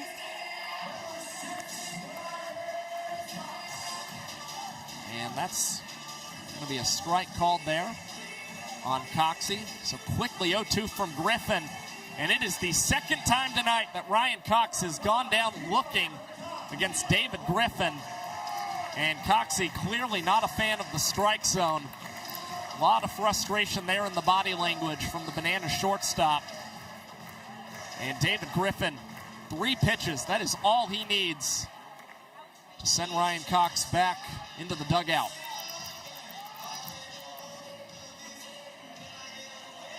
Of course, Banana Ball game played 2 hours or less. And these pitchers really pushed the pace in our sport. You saw it on full display from Griffin on that strikeout there against Coxie. D.R. Meadows, a little dribbler, up the middle and into center field. Danny Do-It-All gets the wave from Bryce Stober. And the Savannah Bananas are able to plate a run here in the 5th inning. Negate a point for Indianapolis. And now the inning-winning run is on first base for Savannah. And they are back to the top of this order.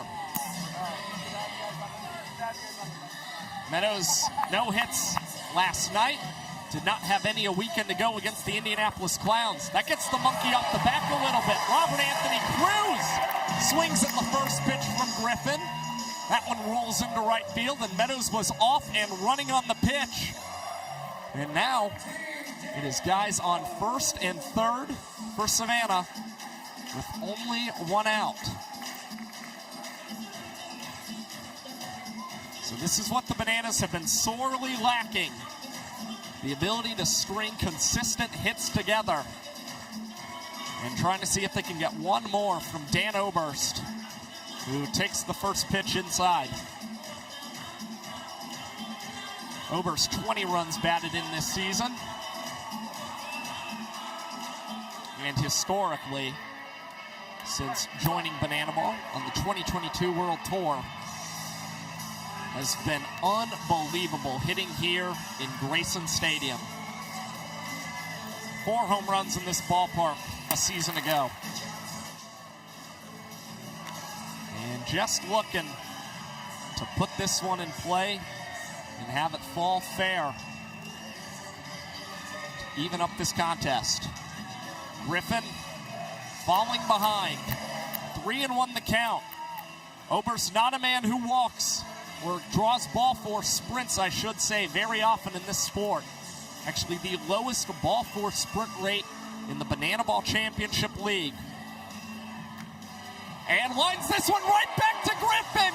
He flips to prime, and unbelievably, the Clowns, despite juggling men on first and third base, pull off a Houdini act.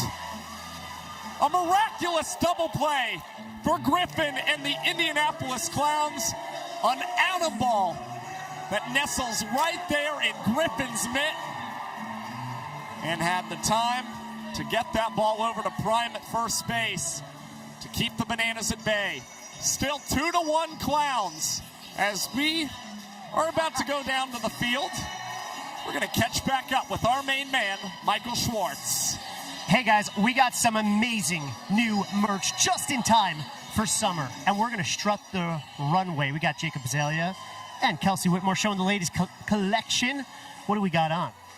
Got a nice tank top, Bananas logo. Got the Bananas hat, brand new hat. It's amazing. All right. We're going to go down here. You stay right over there. You come over here. All right. I'm going to cue you. Strut your stuff. 3, 2, 1. Let's see. Oh, look at that cat. Oh, Bananas. Oh, everyone's taking pictures. All right, Kelsey, what do we got? What do we got? The women's tee. This is a medium. It's a little tight on me, but yeah, we got a little bow on there. Let's walk. Nice little texture. Yeah, really nice.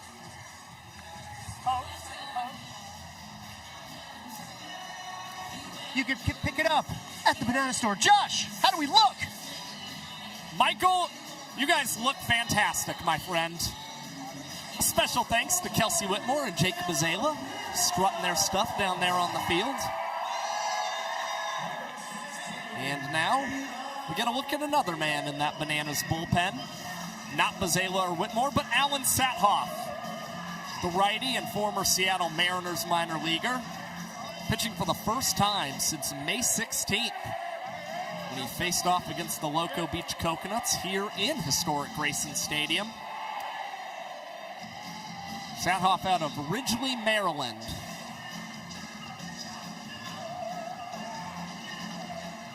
And off to a nice start. 2 straight strikes against Eli Payton. Hitless tonight. This one over to second. Olsen between the legs, and Ziggy through the legs as well. Bananas, yet another double trick play in tonight's contest. The third of the night, and the second that comes courtesy of the guys over there on the right side of the infield. Olsen and Ziegler making that one look rather sensational.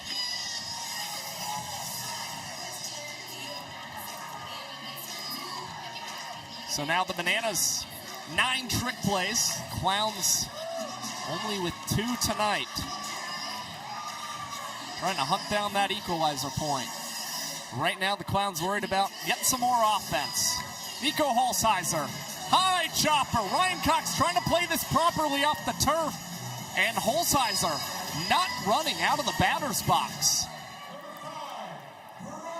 Not sure whether he kind of pulled something, attempting to come out of that box or not. Yeah, you see a slip there from Nico Holzheiser. A tough beat for the Clowns' second baseman. And Ryan Cox, noticing the slip, able to add on another trick play for the Nanners.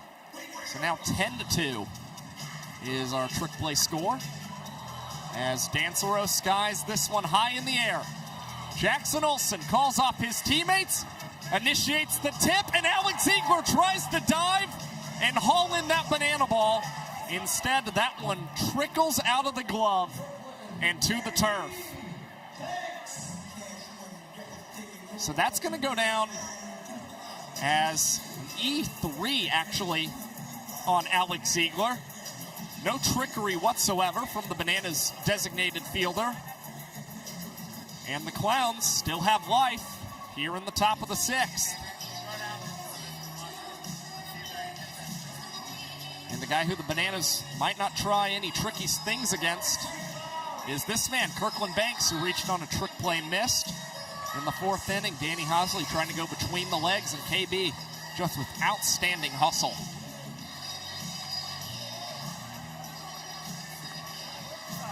Sadoff back in the count.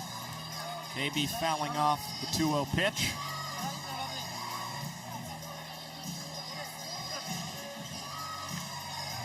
And this one perfectly placed through the 4-hole.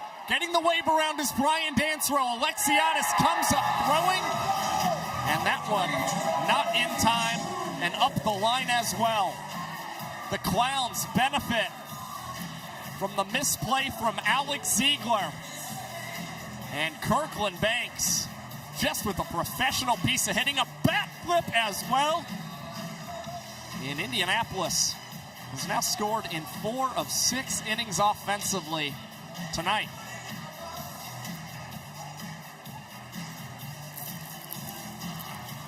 Sadoff with a check on KB over at first. Joe Gray Jr. 0 for 3. Is hit into a trick play in all 3 of his ABs so far. And Big Al forcing Gray to show off his best Keanu Reeves matrix moves.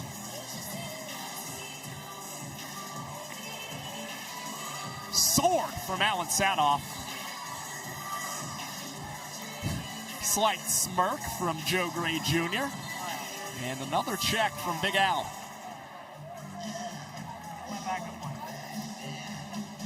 Clowns doing a good job getting bat on ball against Sadoff as KB's off and running. Leroy's throw is not anywhere close to Jackson Olsen. That one sailing into center field. And now a second error in the inning for the Savannah Bananas. Both of them coming with 2 outs.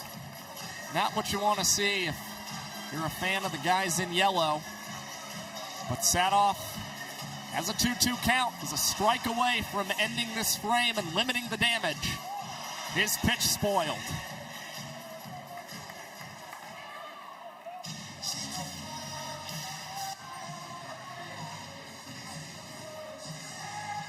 Sadoff readying himself, and the pitch.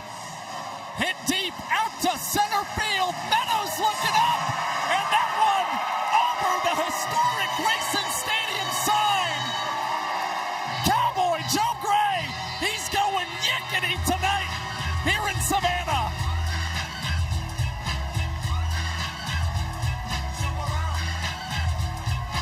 Now 4 home runs in his last 7 games for the Indianapolis Clowns. And the banana ball rookie also takes the outright lead. The lone man now in second place in the Banana Ball Championship League with 7 long balls.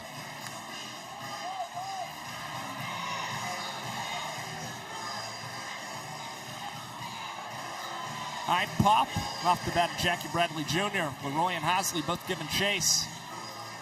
That one was out of play and was not corralled by the fans.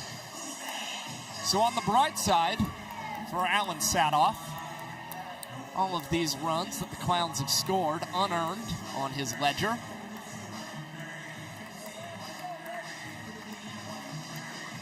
But Jackie Bradley Jr. Because it wouldn't hurt to add on another just for good measure.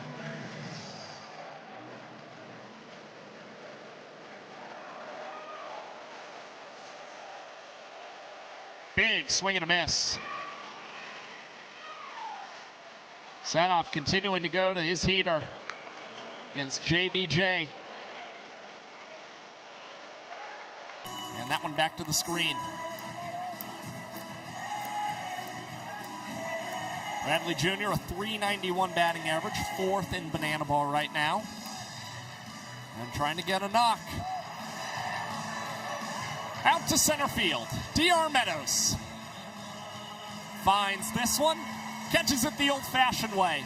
And for a 3rd time tonight, the Clowns tally a trio of runs. They'll try and turn it into yet another point. It's time to go down to the field. It's Mr. Olympia time. Here in Banana Land, we have some of the strongest fans in the world, and we thought we would see who among the 5,000 Grayson Stadium faithful tonight was in fact the strongest fan. And we're going to have a Mr. Banana Olympia contest. We picked 3 contestants. Whoever does the best pose will be the winner as judged by you. Let's meet our first contestant. Young man, what is your name? Carson. Carson, how old are you? 22. 22, young buck, young stud. Let's see what you got, Carson. Nice tricep, a little bit of the calf muscle there. He's been working it in the gym. All right, Carson, nice job. That was pretty good. Our next contestant over here. Sir, what's your name? Chad. Chad, how old are you, my friend? 43. I would not have guessed that. You look fantastic. Chad, show us your moves here. Big double bicep. Oh, man. My man has posed before. Good job, Chad. Okay. Showing off here. Very good, Chad. And, sir, all right, what is your name? Bob. Hi, Bob. Bob, how old are you? 74. 74. All right, Bob, 74. Show us your moves.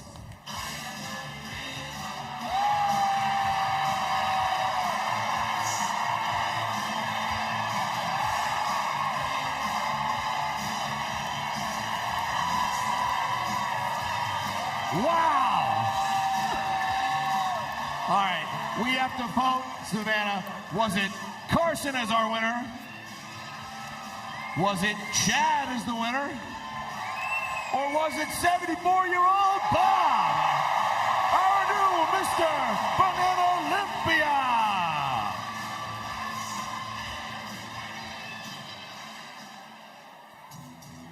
And now, something special happening down on the field. It's Peanuts!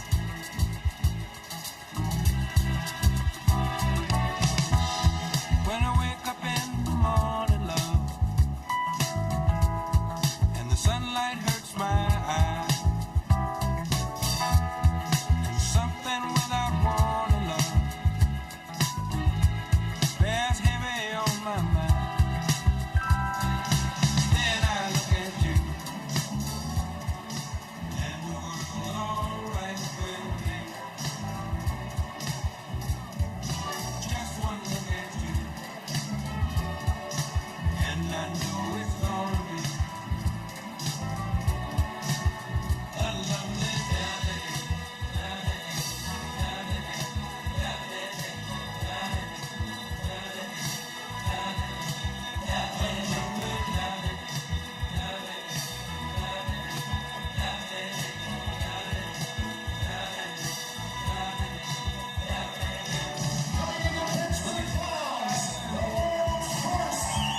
Well, my night just got a little more lovelier.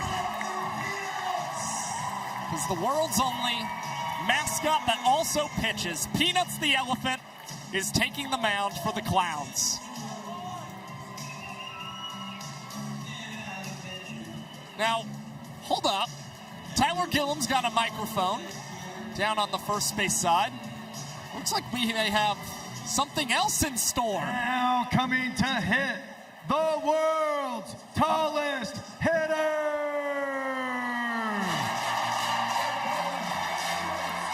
And this is the kind of matchup that dreams are made of. Peanuts the elephant faces off against the tallest man in banana ball. Two one-of-one athletes in our great sport.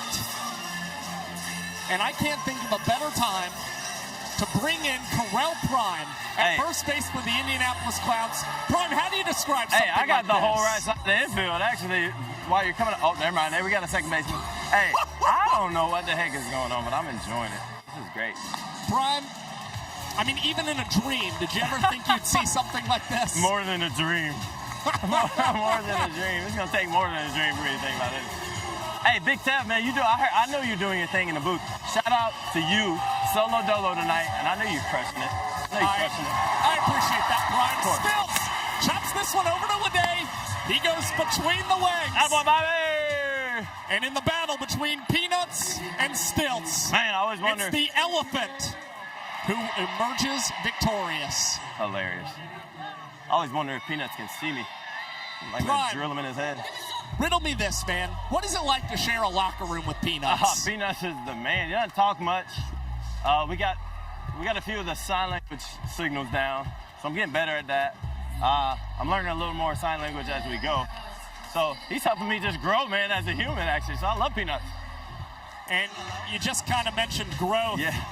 I mean, this Clowns team just continues to grow before our very eyes. Absolutely. You know, if you come into banana ball, playing baseball, only time is going to help you become better banana ball players, and I think that's what's happening with us. Just time and a little less resistance from the baseball guys to just kind of let their guards down and be like, hey, man, I'm playing banana ball now. And now you see it. They're pretty good at it.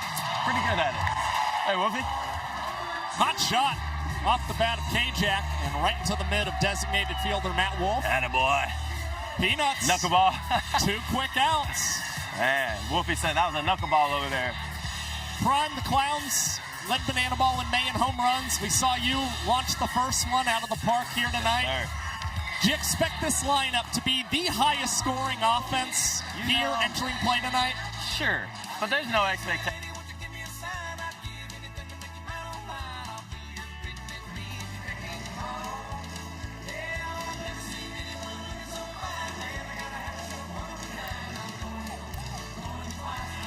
That one scooting away from Eli Payton.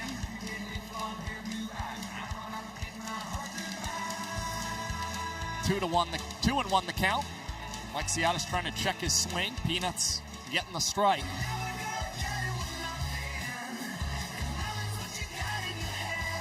And now Peanuts trying to make a play instead of the day. Transfers behind the backs.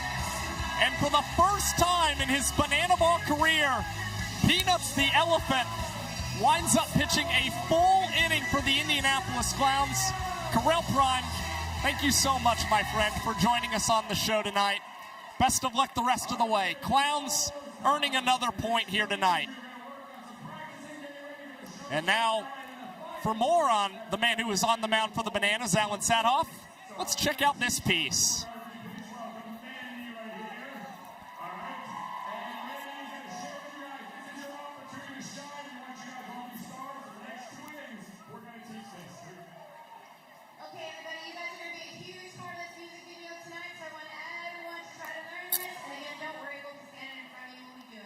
We're gonna throw this tomato seed right there.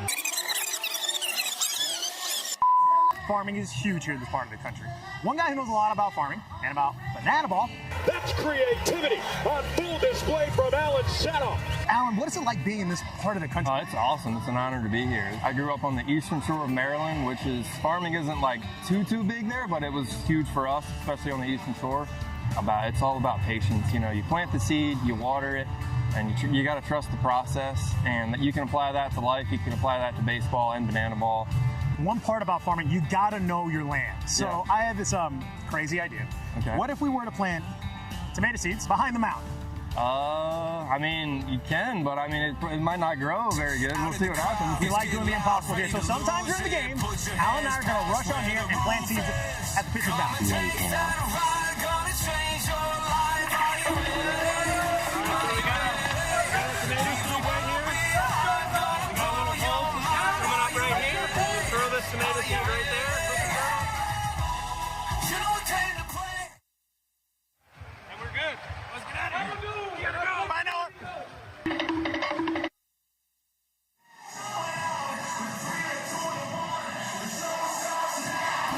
Tyson Allen, guy who learned how to pitch in a pig barn in his hometown of Ridgely, Maryland. Crazy journey to get him here into Banana Ball. And now, as we enter the 7th inning, Sathoff replaced by the 9-year Banana, Cowboy Kyle Lewigs, whose first pitch nearly plunks Bobby Leday, jackknifing out of the way. Lewigs pitching for the 11th time this season. And Bobby Leday, this one hit well, out to left center field. Robert Anthony Cruz, an adventurous route out there deep in the outfield. But he's able to hunt down that banana ball. A loud first out for Cowboy Kyle Lewigs, who enters tonight having allowed a team-high 5 home runs this season. So certainly focusing on trying to keep the banana ball in the yard tonight. Talking with Kyle, a little underwhelmed with his performance so far this season, but says he's been feeling a lot better in the bullpens he's been throwing recently, and said if this is the worst it's going to get, man, I'm expecting some really good things in the second half of this 2026 campaign. And Lewigs battling against another banana ball vet and Joe Lytle. Cowboy Kyle wins the battle. Lytle trying to plead his case that he made contact with that banana ball. Hector Gonzalez saying that was not the case. And Cowboy Kyle, that is the patented belt buckle shuffle on full display. So a deep fly out and a punch out for Kyle. And now Dale Francis Jr. back up to the dish. Just to touch on Peanuts the Elephant in the last inning. 2 minutes and 37 seconds for the Elephant. First name Peanuts, last name the Elephant. Through his first career sub-3-minute inning. Pretty crazy stuff here tonight. Lewigs, nice breaking ball out of the hand. Gets the swing and miss. And now a strike away from a nice, easy 7th inning. Cowboy Kyle Lewigs.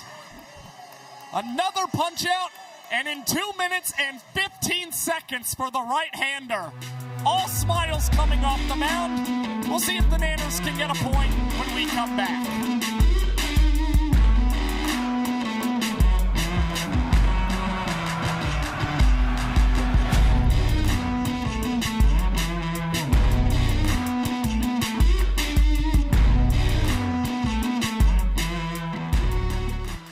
And YouTube, we welcome you back inside the broadcast booth. You may know me as Josh Talevsky, your humble statistical savant around here. But you know what?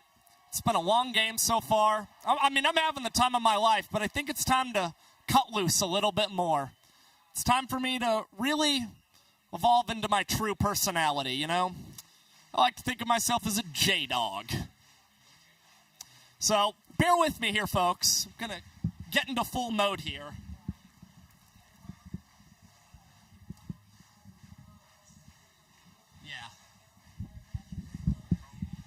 Yeah, that is so much better.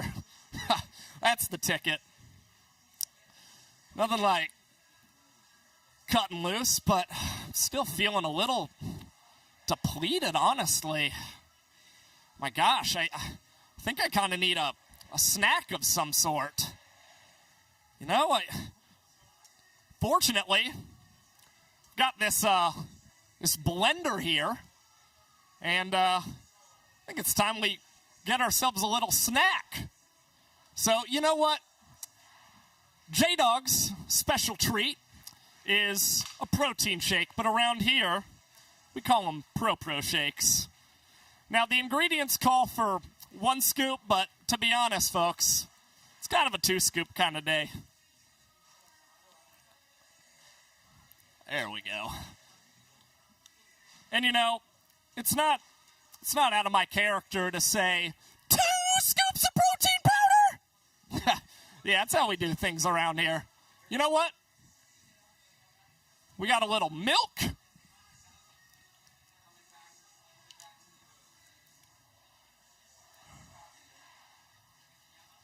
There we go.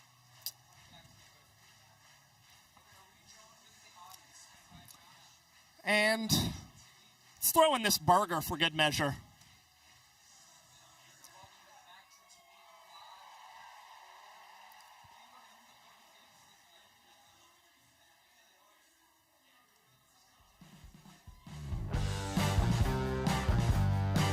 Welcome back to Banana Ball here on TruTV.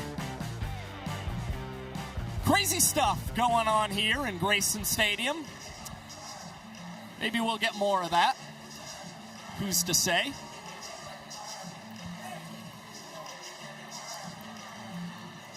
Clowns doing a pretty good job here tonight in this Banana Ball game. And turning things over to Gage Voorhees, a Savannah Banana last season and a 7th round pick to the Clowns this year. This one past Eli Payton. Max Young Goldberg attempting to swipe first base is gunned down. We saw very recently MJG, the rookie, collect his first career steal of first. Now he attempts it here against Voorhees, and it winds up biting him and the Savannah Bananas.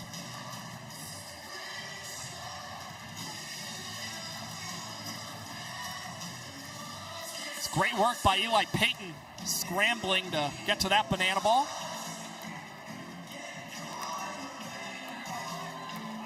And Jackson Olsen sails this one out of play into the party pavilion on the third base side. And Voorhees missing high and outside to Jackie.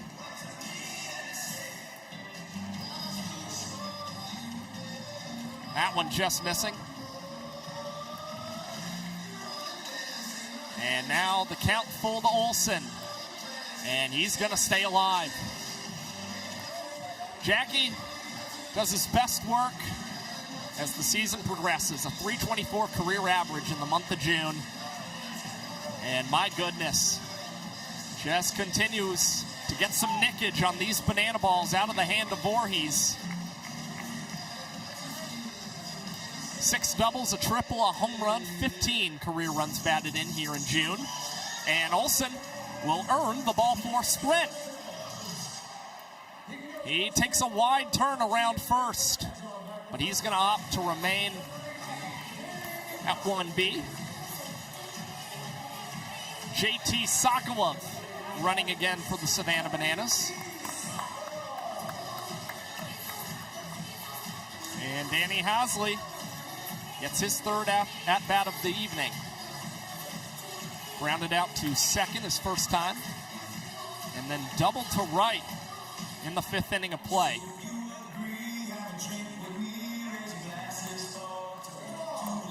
Teammate of Voorhees last season. And Gage paying a lot of attention to Sokolov over there at first.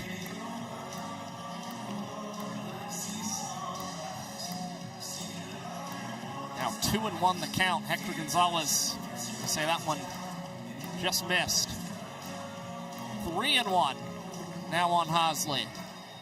Ever a patient guy at the plate. Pretty routinely posts a ball 4 sprint rate at 10% or better. Meanwhile, Danny Hasley cranks this one deep. And foul. Left field umpire Will Meadows. The man ruling that one foul. Take one more look at this one. Oh, close one. And Hasley could not keep that one wrapped around the foul pole. Now Voorhees payoff. He's out to right. Joe Gray Jr., easy breezy.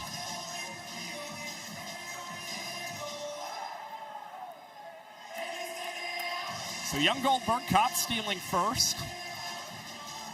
Then Olsen ball 4 sprint, and now that fly out from Danny Hasley sets us up. 1 on, 2 outs, and Ryan Cox, the man in the 10 hole, up for the Nanners. in a bit of a slow spell right now for the Nanners, and hoping he can dig himself out of it with something productive here. Cox batted below 200 in the month of May.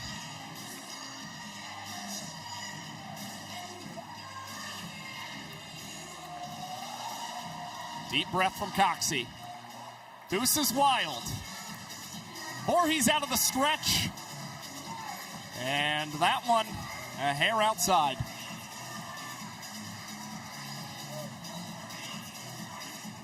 The payoff.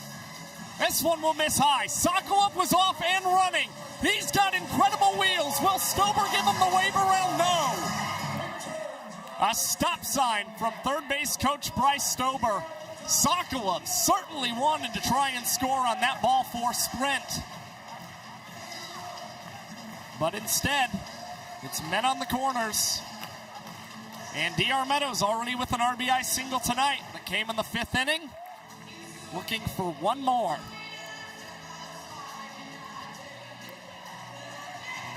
Clowns unable to score in the top half of the seventh. If the Bananas can get a run here, it will be a 3-2 lead for Indianapolis. And Sokolov's trying to steal home, and he does! J.T. Sokolov, the designated runner with heads-up base running, took off as Peyton was returning to throw to Voorhees on the mound, and the Bananas steal a point in the seventh inning. Unbelievable stuff from the rookie, and the Nanners now within one against the Clowns.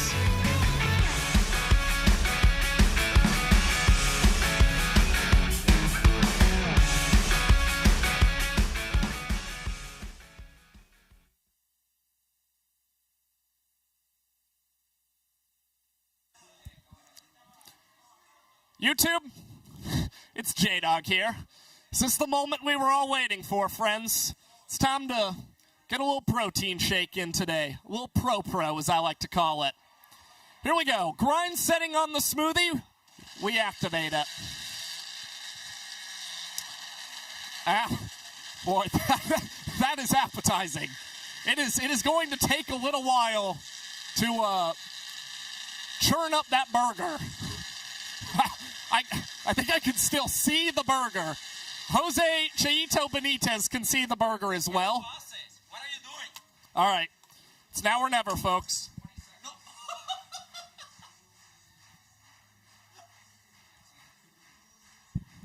That is good pro.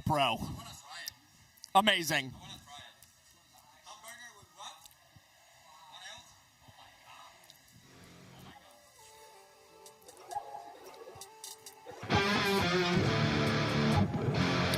It's the fan wall here in Grayson Stadium.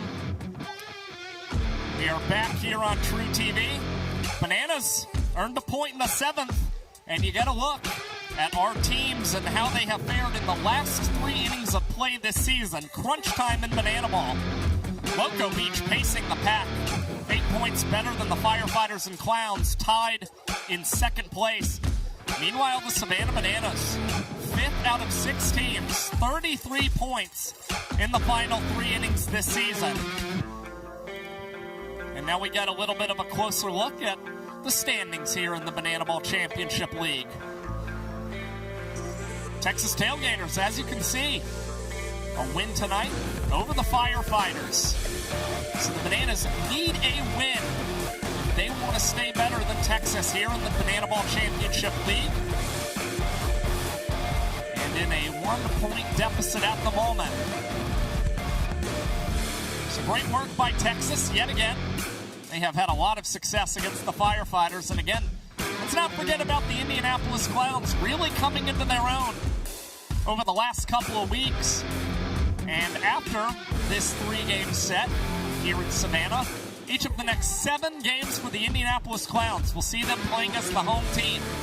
A very favorable schedule for the Clowns, trying to be one of the top 4 teams here in Banana Ball that would earn them a playoff spot come October.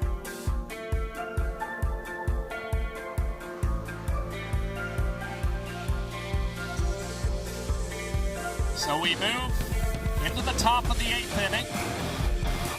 And some fun stuff going on down on the field. Stuff that you guys will hopefully get to see at a later date. Bananas now return out to the diamond with all their mitts. Reginald Horton dancing, the Bananas motivational coach out there in the dugout, trying to hype up his guys, see if he can help them mount a rally tonight. And Cowboy Kyle Lewings, unsurprisingly, staying on the mound for the Nanners after he threw the 7th inning in less than 2.5 minutes. Lewings still with a 2-to-1 strikeout to ball 4 sprint ratio this season.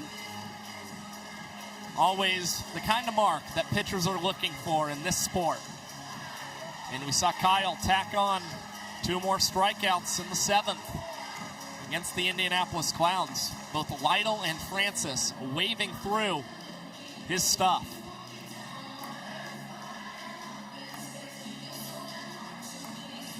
Bananas currently with 10 trick plays in the ballgame. Clowns only with 4.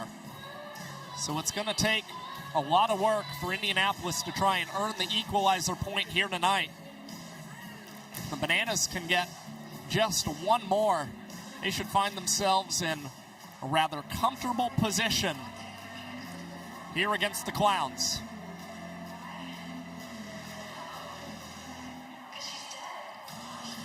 And like I've said a couple other times tonight, Carell Prime is battling against a former teammate of his.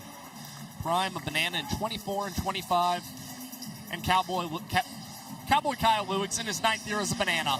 Olsen and Ziegler, that's the hat trick right there. 3 double trick plays for those guys over on the right side of the infield. And you see Jackie communicating with Ziegler over there, commending him for his great work.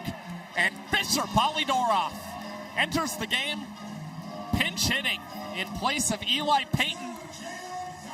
He had 2 hits last weekend in his 2 ABs in Kansas City. Went down swinging last night, and he comes back with a vengeance. Polydorov, clean single right up the chute. So now another man off the bench for Indianapolis, Jalen Vasquez, former Baltimore Orioles minor league product. And that one, check swing. Cal Allman over at third base. Say the JV went around.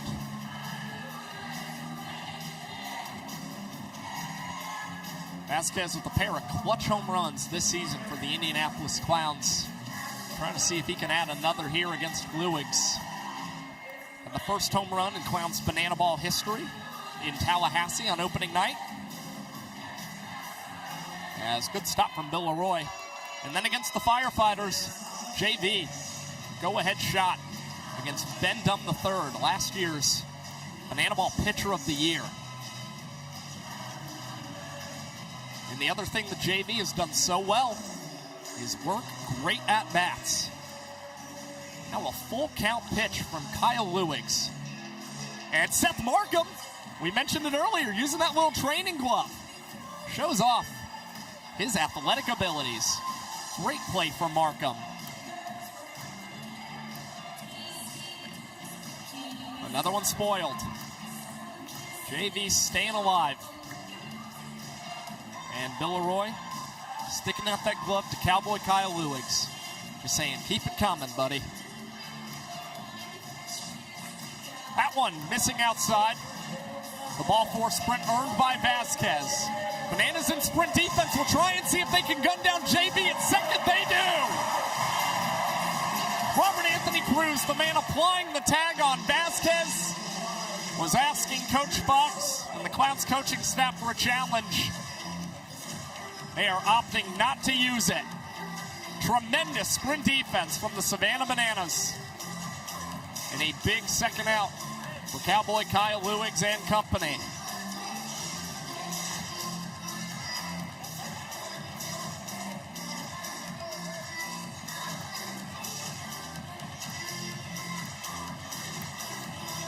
Kyle still struggling here to find the zone. Down 2-0 against Brian Dansereau. 2-run Tater in the 4th inning. And there's a strike. Dansereau thought that one might be a touch high.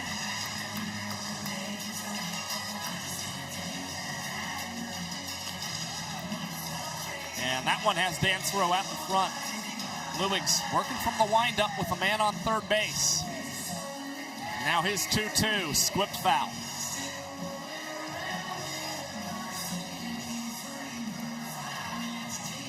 Big pitch incoming from Cowboy Kyle Lewigs. A man 90 feet away from scoring for Indianapolis. Called strike 3, outside corner. Lewigs flips the glove away, and he goes to get a high five from Big Alan Sadoff. 3rd strikeout for Cowboy Kyle, and that one a beauty. Bananas trying to see if they can even things up when we return. Bottom of the 8th action in store.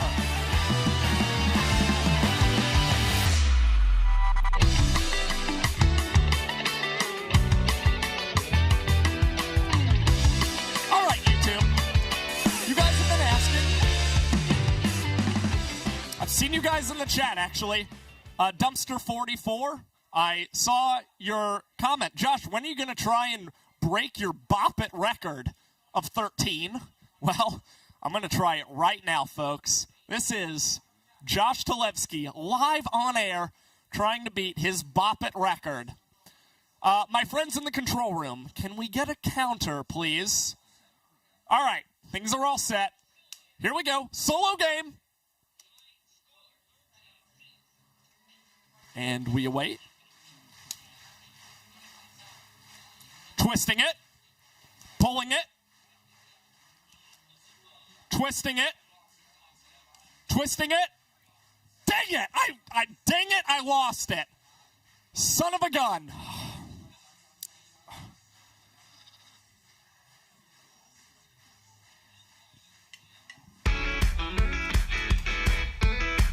Welcome back to Banana Ball here on TruTV, presented by Tropical Smoothie Cafe. It is a beautiful night here in Savannah, Georgia, and you are looking at downtown Savannah, Georgia. The River Street area, so beautiful. And you know what else brought a tear to my eye? Its sheer beauty, the home runs from the Indianapolis Clowns tonight. Carell Prime, a 2-run shot in the 2nd inning. Brian Dansereau added on a 2-run bomb of his own in the 4th inning as well. And that's that signature dinosaur celebration. I'm guessing that's what we're getting from Brian Dansereau and Joe Gray Jr. 7th home run of the season for the Indianapolis Clowns. The home run has spoke volumes for the Clowns, and we got to look at what tomorrow is shaping up to look like in our fair sport. Clowns Bananas finale will once again be here in Grayson Stadium, 7 Eastern on the Bananas YouTube. Also available in Espanol with Jose Benitez. Tailgaters and Firefighters play the last game of their series in Truist Field in Charlotte, North Carolina. And the Coconuts and Party Animals kick off at 8 from Milwaukee, Wisconsin. American Family Field will be the site as the Party Animals, those boys in black and pink, play their first ever game in a big league stadium without facing the Savannah Bananas. A very cool weekend for all the Party Animals and the Coconuts too. And those have been some really stellar games this season. Shouldn't be forgotten, the Coconuts leading that season series against the Party Animals this year. And as we zoom in on things here in Grayson, as far as the season series is concerned, the Bananas are 3-2 in the regular season against the Indianapolis Clowns. But again, right now, it is not shaping up like we're going to extend that to 4-2. Clowns still leading 3-2. And not a lot of time left on this 2-hour time limit. Just 3 minutes on the clock. So we can very well see a situation where this becomes the final inning of play, and every run scored counts for a point. Meadows taking off. Another wild pitch from Voorhees. And Peyton nearly gunned down Meadows. Instead, he reaches on a steal at first. Another one for the Savannah Bananas tonight. Oberst with a pair. Now Meadows with one. And Robert Anthony Cruz bounces this one right back to Voorhees. He goes to short. And great scoop from Corral Prime at first base. Wow, a double play, and it could not have come at a better time for the Clowns. Voorhees, quick instincts. Leday, transfer between the legs. And then Prime, a beautiful scoop as this one is lifted high in the air. Tracking it is JBJ. He hauls it in, and even though there were 3 minutes on that timer, Gage Voorhees records the fastest inning in Clowns history. 59 seconds for the right-hander, and we go to the ninth with the Clowns still leading 3 points to 2.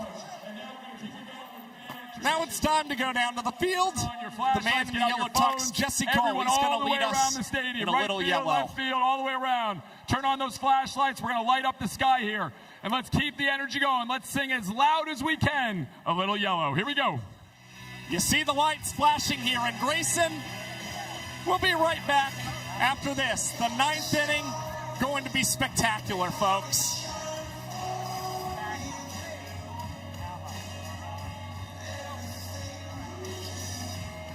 Now let me hear you.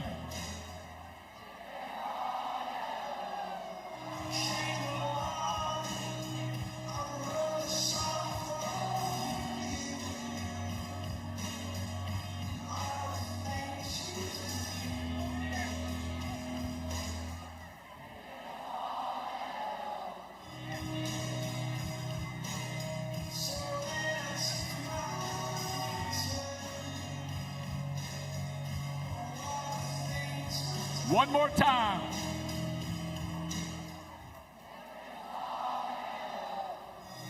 Keep it going.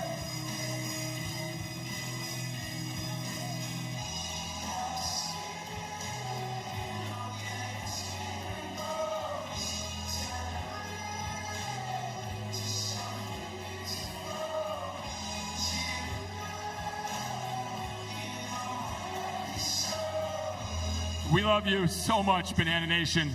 Now let's go, Bananas!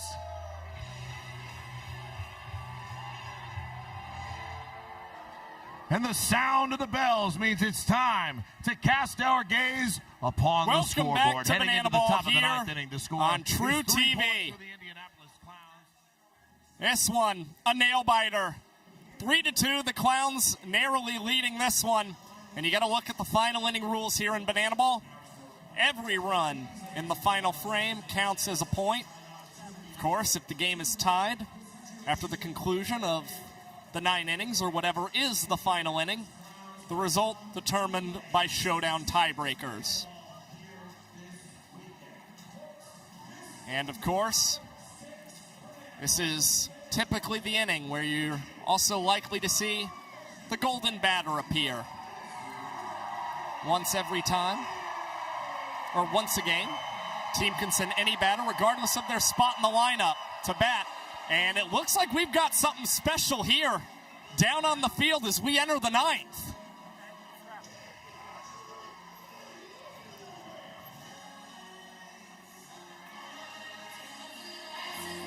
The lights flashing in Grayson Stadium, and that can only mean that the best closer in our sport and Banana Ball's earned run average leader, Danny Hosley, has taken the mound for the Bananas. 5 wins this season for Haas. Of course, getting so many because these games come down to the final inning so often in this sport. The ERA, a minuscule .46 for the Bananas righty, and perfect in his save opportunities this season. This, of course, not a save opportunity for Haas, who pitched last night against these Indianapolis Clowns and made quick work of them. faced the top of the Clowns order, struck out Joe Gray Jr., induced a flyout against Jackie Bradley Jr., and then Bobby Leday grounded out into a trick play. And I think we're starting this inning off with the Golden Batter. Ladies and gentlemen, the Indianapolis Clowns are invoking the Golden Batter rule. That means stepping up at bat for Kirkland Banks is the one, the only, Jackie Bradley Jr.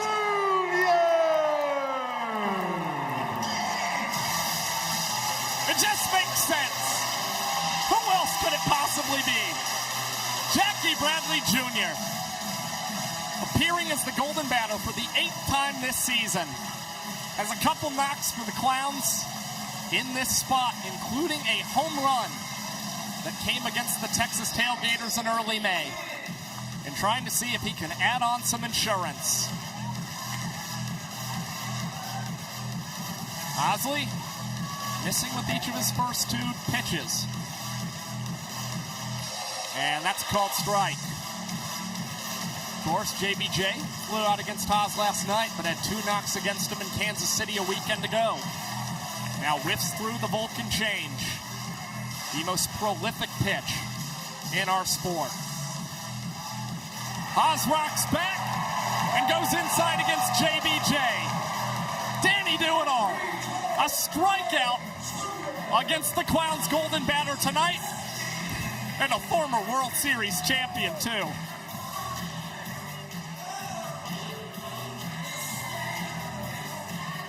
So now we're back to the top of the order.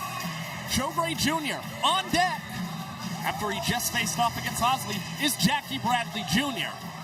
So you see the effect of the Golden Batter, allowing players to bat twice in the same inning sometimes. And that will certainly be the case for JBJ. But let's not get ahead of ourselves. Joe Gray Jr. spits on the 2-0. Hosley only 2 ball-4 sprints surrendered this season, and is able to get a strike. See whether Gray swings on 3-1. Hitters count, and this one a rocket to Coxey. He transfers behind the back and throws in time to Max Young Goldberg. A tip of the cap from the Banana Ball rookie to the glove magician. Still Banana Ball's all-time leader in trick plays. And now Hosley, it's a tall task. He's already faced JBJ once, has to do it one more time. And JBJ has gotten a look at Danny Do-It-All's arsenal tonight. This one, a high drive. Meadows tiptoeing back, tip drill, and that one caught in the glove. Hosley, quick work, 2 minutes and 18 seconds. And the Bananas get a 0 when they need it the most. We'll see if they can rally and knot this game up or even emerge as walk-off heroes in the bottom half.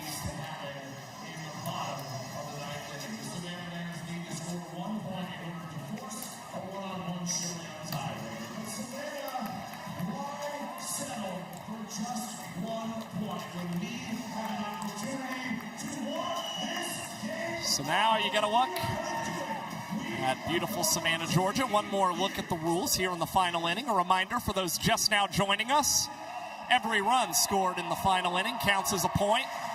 Bananas need 1 to tie, 2 to win this ball game. But of course, if they get that 1 and things remain tied after the 9 innings conclude, this game will be decided by showdown tiebreakers. And the Bananas and Clowns yet to face each other in showdowns. We'll see if that is on the docket here tonight, as Dion Reynoso is on the bump for Indianapolis. 1 win this season for the Banana Ball rookie. 1 more ball-4 sprint than strikeouts this season, but got his first save opportunity last Saturday in Kansas City against this Banana squad. And Reynoso is able to set down the Bananas and lead the Clowns to victory on Saturday night. Now not only is he trying to deliver them another dub, He wants to see if the Clowns, for the first time in franchise history, can claim a series win against the Savannah Bananas.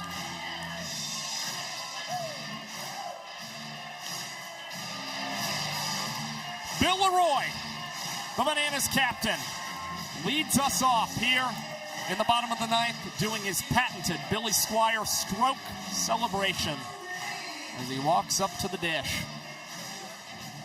Leroy, 4 home runs since the start of April for this Bananas team. He's averaged a home run nearly every 11 at-bats in that span. I should say just a hair over 11 at-bats in that span. And Leroy hacking at the first pitch from Dion.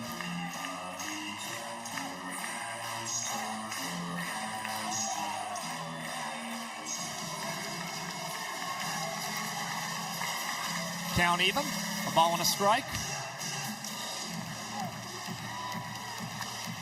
And this one hit well out to right center field. Jackie Bradley Jr. basket catch. Got a great read and jump on that banana ball. And JBJ still gliding oh so well out there in center field. Now for the Indianapolis Clowns. 2 outs to go.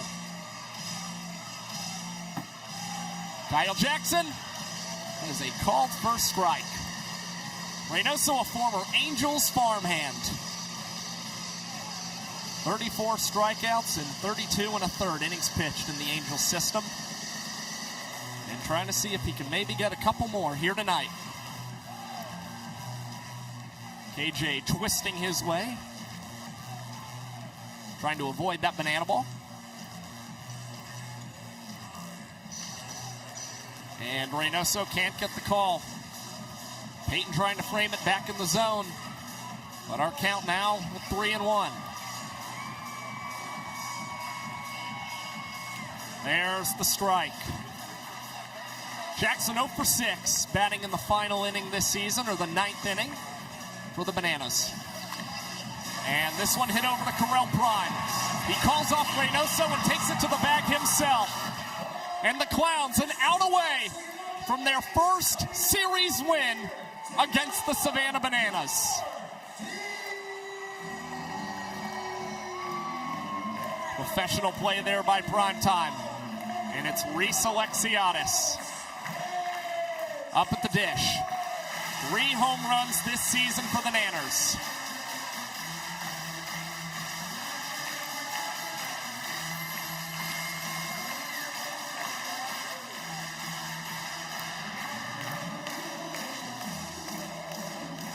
Reynoso getting the sign from Peyton. And strike 2 called inside corner. The Clowns a strike away. Can Super Reese deliver one more super moment? Reynoso's pitch out to the parking lot.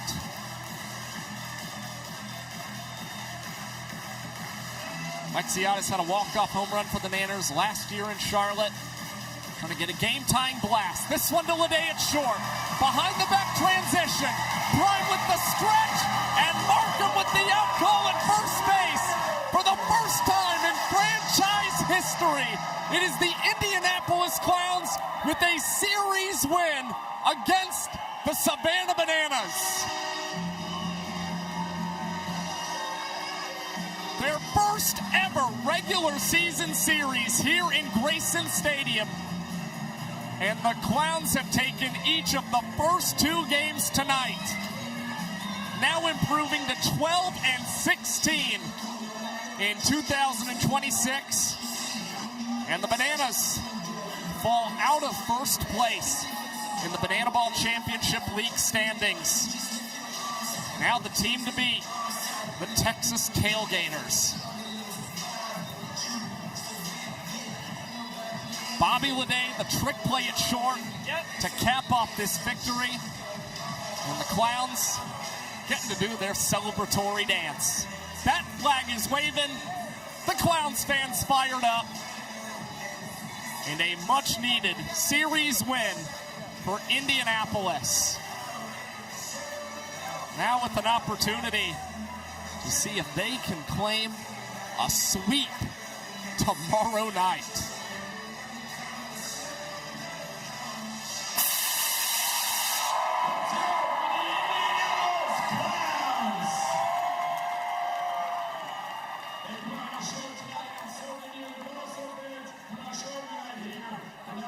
Once again, a big night for the Indianapolis Clowns, and they were led by their showman of the game, Mr. Correll Prime. Joined us on the mic earlier tonight, and this guy did a lot of damage at the plate for Indianapolis. It all got started in the second inning for Prime Time. Got the 2-run blast, tacked on another run batted in as well. This Indianapolis Clowns offense just continues to bash banana balls. Prime's landing on top of the awning tonight.